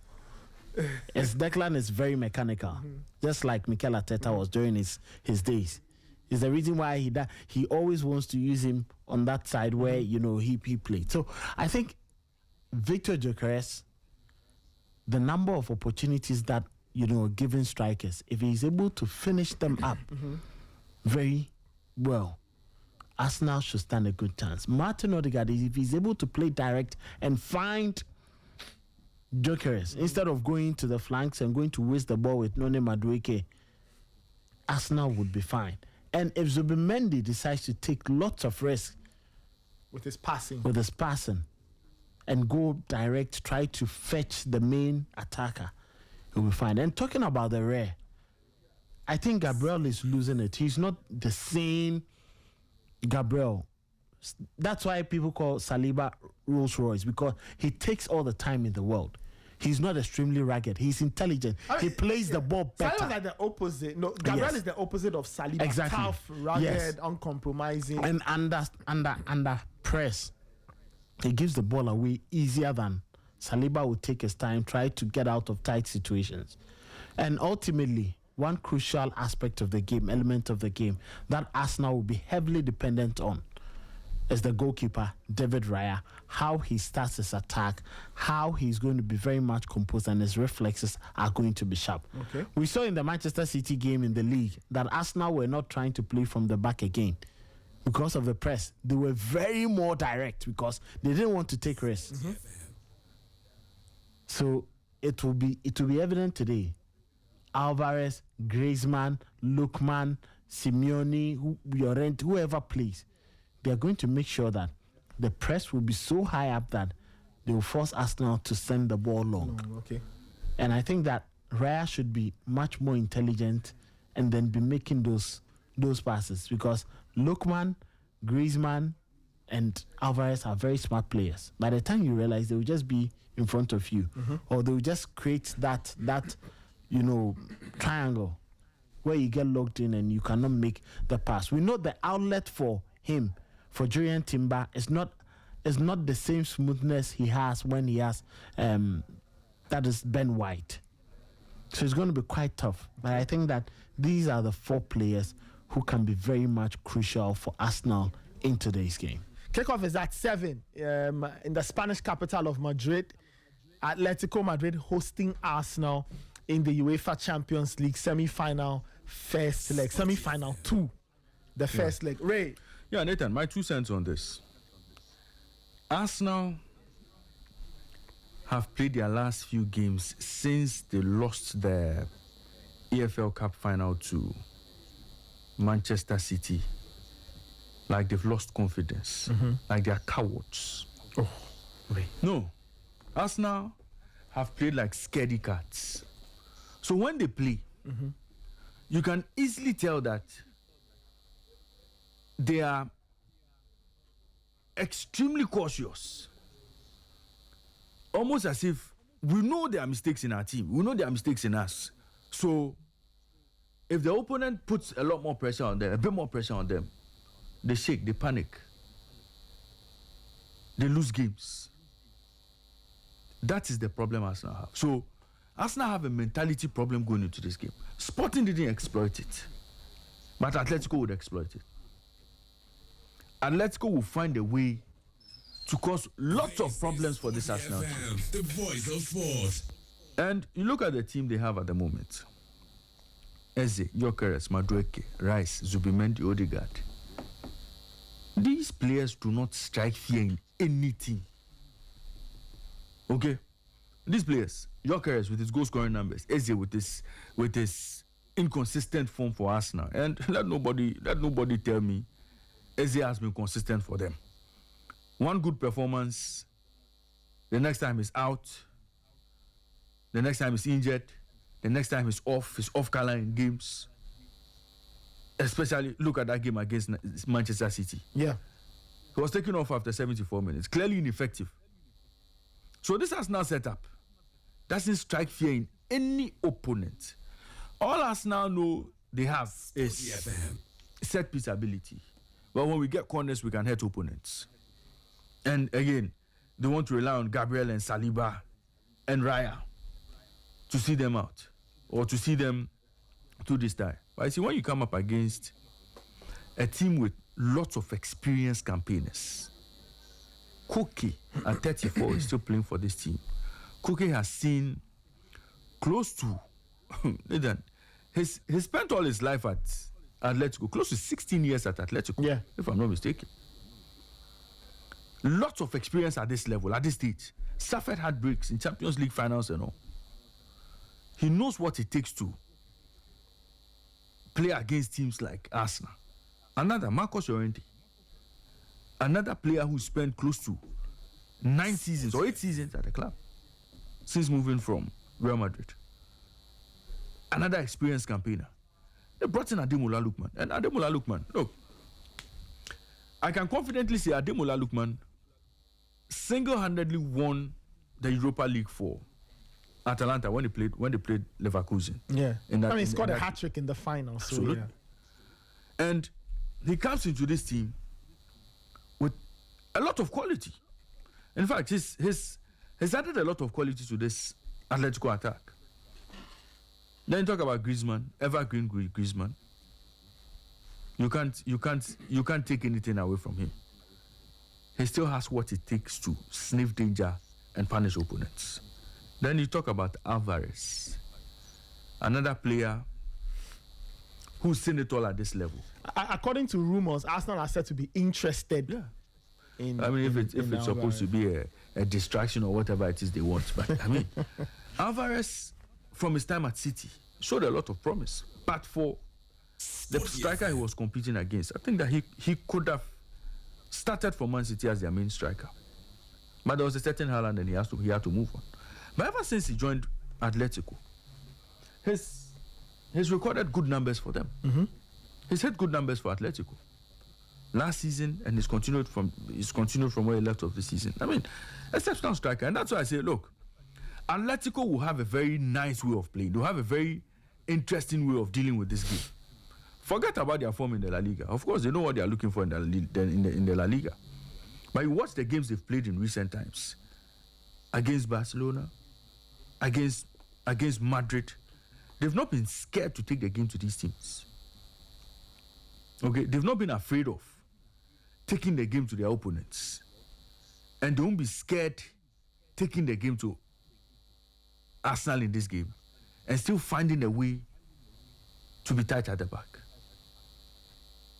Arsenal, with the level at which they are now, distracted by Manchester City's pursuit of the English Premier League title, or in fact, distracted by having lost advantage or lost grounds to Manchester City, they are not in a good place at this point. And Atletico Madrid will take advantage of that mental, their mentality issues. Atletico will take advantage of it. I won't be surprised if at the end of this game, Atletico take a very good lead to England. We'll see. Atletico, a very good lead to England. I won't be surprised. Well, we'll see how it goes. Your comments are welcome. 054-257-1061. We are live on 91.3 in Kumasi. So you can send in your comments. 054-257-1061. Time check is 9:44. We'll be wrapping up in a bit, but let me read a few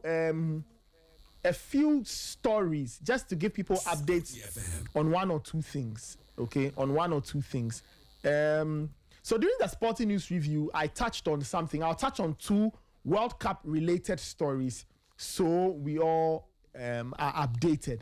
So the first one is that the Ghana Football Association will be receiving $2.5 million to prepare the Black Stars for the World Cup after FIFA increased the prize money for participating teams by over $100 million.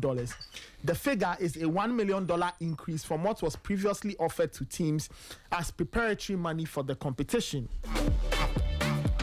Now, Ghana will receive a further $10 million for qualifying for the competition, an increase from the $9 million that was given out from the previous tournament. FIFA will increase payments to teams taking part in the World Cup to almost $900 million. The World Soccer Governing Body said on Tuesday, citing the commercial success of its expanded flagship men's tournament. Now, the FIFA Council meeting in Vancouver, Canada, ahead of the 76th FIFA Congress, approved a 15% increase in resources to be distributed to all FIFA participating member associations at next year's World Cup. This year's World Cup, right? This year's World Cup. I don't know why the story says next year World Cup.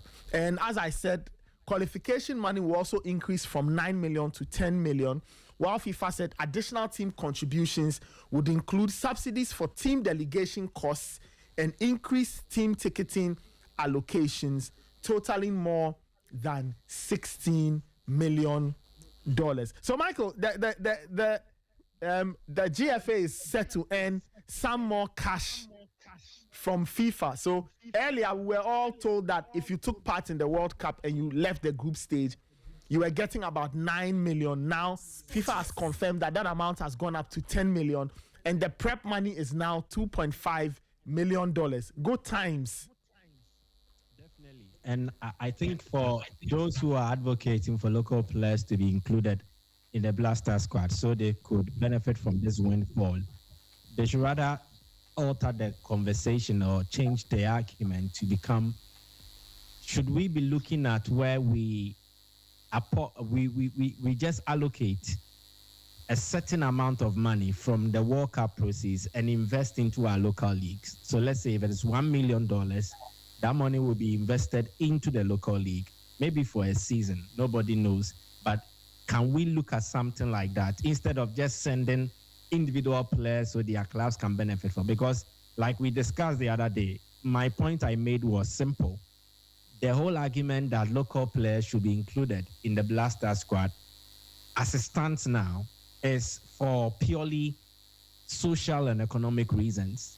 Socially, so we can boast of the fact that we are players from the local league, the Ghana Premier League, being part of the Black Stars final squad for the World Cup.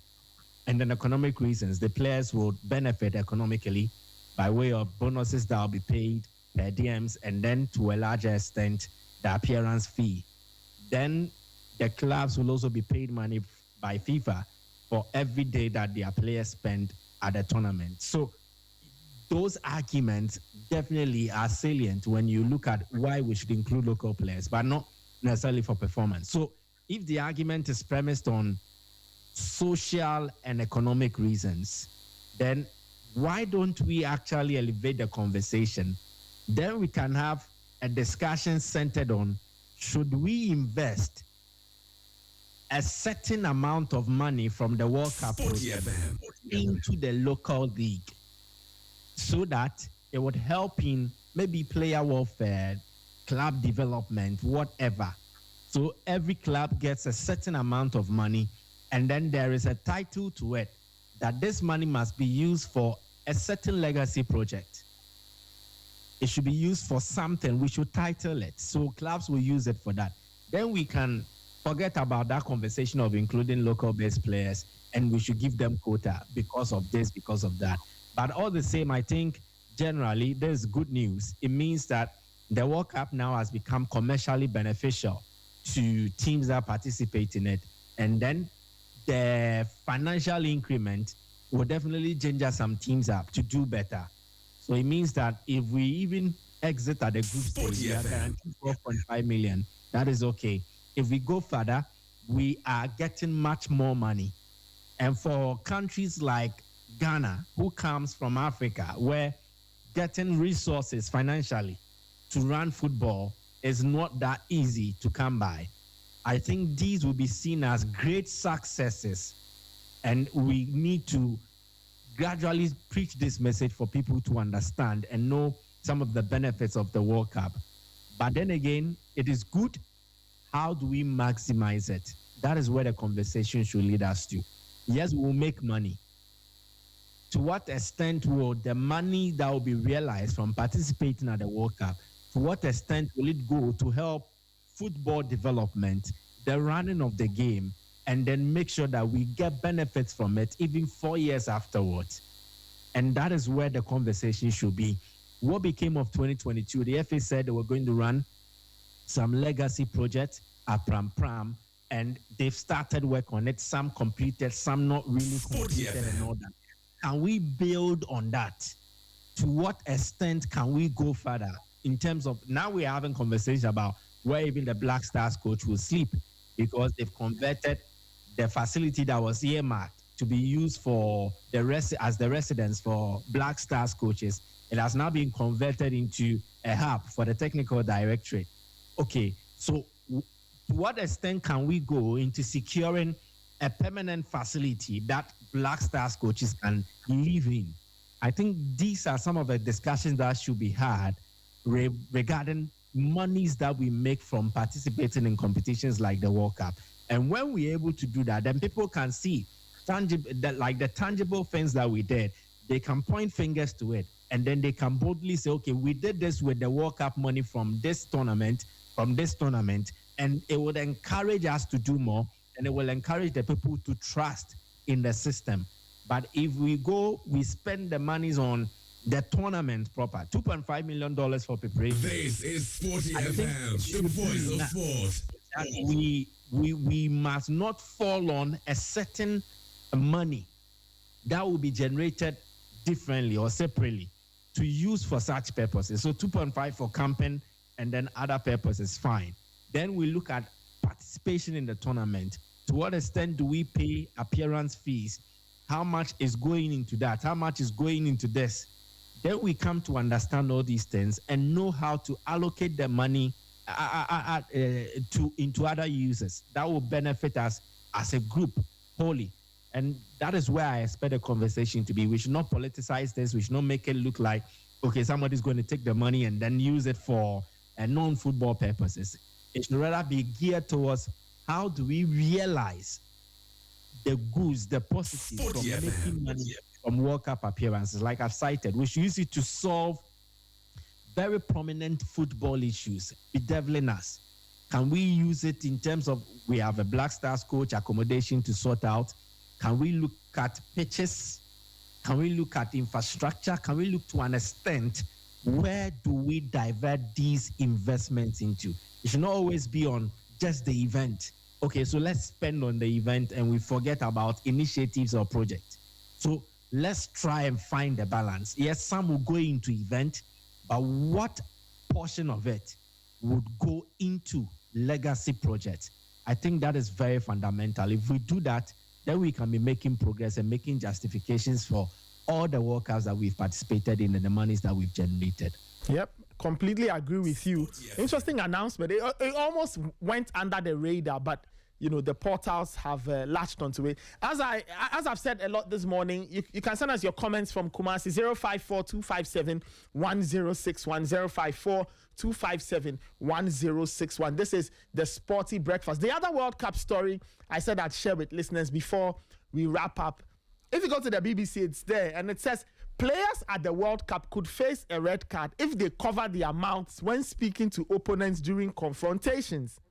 The decision was taken during a special meeting of the IFAB, which is the International Football Association Board, in Vancouver, Canada on Tuesday, where 2 FIFA proposed law amendments were approved. Players who leave the pitch in protest at a referee's decision could also now face a red card following ugly scenes at the AFCON final between Morocco and Senegal. Both law changes have been approved as competition opt-ins by the IFAB. FIFA has confirmed that they will be adopted at this year's World Cup, okay? The issue of players covering their mouths became high profile in February when Benfica winger Gianluca Prestiani raised his shirt while speaking to Real Madrid's Vinicius Jr. during a Champions League game. The Argentine was accused of racist abuse and provisionally banned for 1 match. And following the UEFA investigation, he was found guilty of homophobic conduct and was banned for 6 matches, 3 of which were suspended. Okay?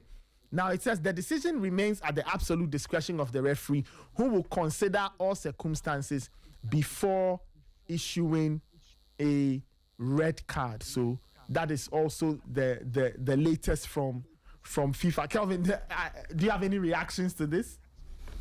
Well, I think it's important. Players do cover their mouth and say silly stuff. So yeah, if you think that you're communicating something that isn't, derogatory, well, just take your hand off your mouth and then be decent enough.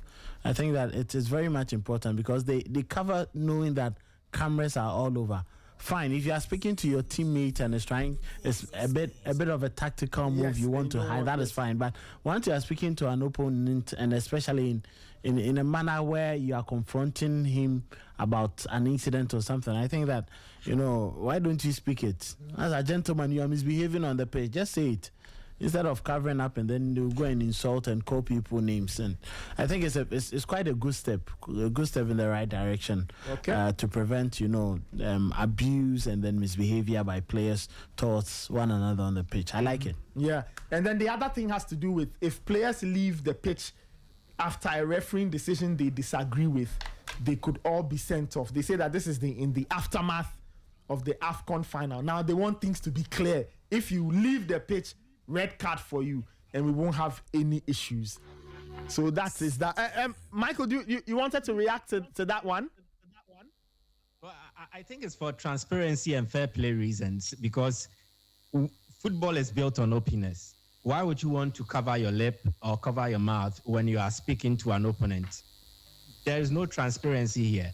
And in cases where it centers on abuse, one accuses the other, we need to be able to read whatever thing happened in terms of lip reading and then put 1 and 2 together to understand it. So again, aside the transparency and fair play, for anti-abuse and accountability, if you're a player, you are going to abuse your opponent and you know that the cameras will capture it and then the expert lip readers would understand what he actually said, then you will be accountable on the field of play. You'll be accountable by your actions as well. And so it will cause you to act well. So I think it is more proactive when they implement this than reactive. So we are trying to warn these players that before you walk to your opponent, you cover your mouth and then you say whatever. You will think twice. What I am saying, is it going to hurt the opponent? Is it something that is derogatory? Is it something that can be flagged for foul play? So you would think twice about it. Now that you don't have to cover your mouth, it is very, very important. And again, for gamesmanship or sportsmanship, the game is premised on fair play and then mutual respect for the opponent. If you respect me, you won't abuse me, you won't attack me, whether verbally or physically. So if measures have been put in place to check against physical abuse, then I think this is one of the most important measures to check against verbal abuse. Oftentimes, players have been left off the hook because they covered their mouth and you can't understand it. So it is a swear against my word. I did not say it. How do you prove it? Now, if we are able to see exactly what you are saying, by virtue of whether we get the audio in terms of what you said, or there is a video that depicts what you said, then the experts can lip read and then make meaning out of it. Then it is no longer your word against my word. It is what the evidence says. And in cases like this, the burden of proof is on FIFA. And so to help them provide that proof, they will need to understand some of these things and get evidence that is substantial enough to make sure that they are satisfied and then they can take an informed decision on it. And again, even for the media needs to analyze issues like this. When the issue of Prestiani came up, I remember a lot of people hopped on to what Mbappe was saying as a witness, what Camavinga said, what Vini said, what Prestiani said. So it was much more about those involved in that incident. And it did not really give the media enough material to discuss such a matter. This is SportyFM, the voice of sport. It involves a Ghanaian player, and we know he's speaking Twi. And then he walks to his opponent and says, "Excuse me, but certain unprintable words about his opponent in Twi," and uses it to assault the opponent.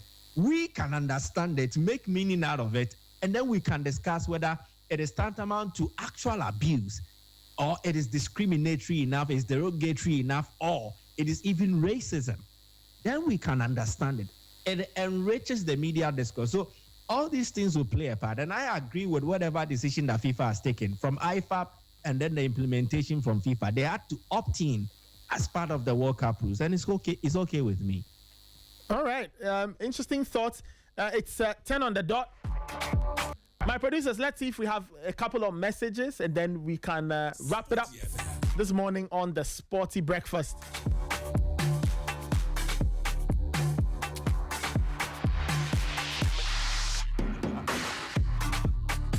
All right, let me read this one.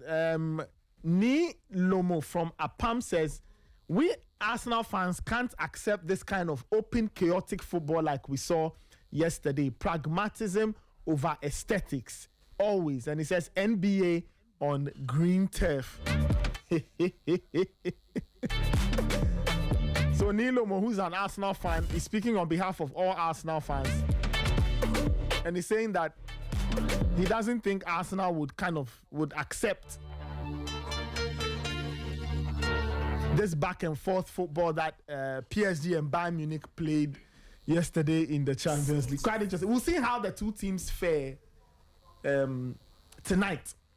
Ray, do you want to say something? When they go 2 goals down after 20 minutes, we'll know whether they want to play tonight. When you look at Atletico Madrid, do they look like a team that can score 2 goals in 20 minutes? They can. Yes, they can.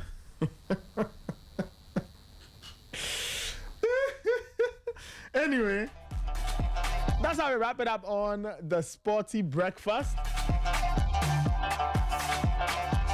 All right, before I leave, Michael, did I take a prediction from you concerning tonight's game? No. Okay, do you want to give us a prediction? I think it's one of those games where Arsenal will not lose. So a win or draw for Arsenal. If I'm going to be bold enough and give a score prediction, maybe 1-1 or Arsenal 1-0. So 1-1 or Arsenal 1-0. Okay, interesting. Arsenal 1-1 or Arsenal winning 1-0. We'll see. All of that will be revealed by 9 p.m. tonight. I'll take you up on that offer. And if anything happens, I'll put it on the office WhatsApp group. All right, Michael, enjoy your day. Stay safe. We'll catch up later. All right. All right. Bye-bye. Wonderful. That was Michael Asaibrodi joining us from Sporty 91.3 in Kumasi. Ray, you wanted to give us a prediction? Yes. What is the prediction? Atletico win 3-1. Atletico to win 3-1. Yes. Do you know they can equally lose the second leg 3-0? No, they'll win 3-1. Come to Anfield. Come to Emirates. Come to Emirates. Lose 2-1. 3 minutes after 10, we are wrapping it up on the Sporty Breakfast. Many shouts to my wingman Raymond Yamado. Many shouts to Kelvin Owusu. And many shouts to Michael Asaibrodi for joining. For those who were struggling to get us on radio in Accra, apologies. We are trying to resolve our technical challenge. But we are also on the stream, so you can catch us on SportyFM _ and then on Facebook at SportyFM and then on YouTube at SportyFM. All right, before we leave, James Inosu, he says he's super excited about the FIFA decisions, especially the one fleeing from the CAF incident. That is progressive football governance. Okay.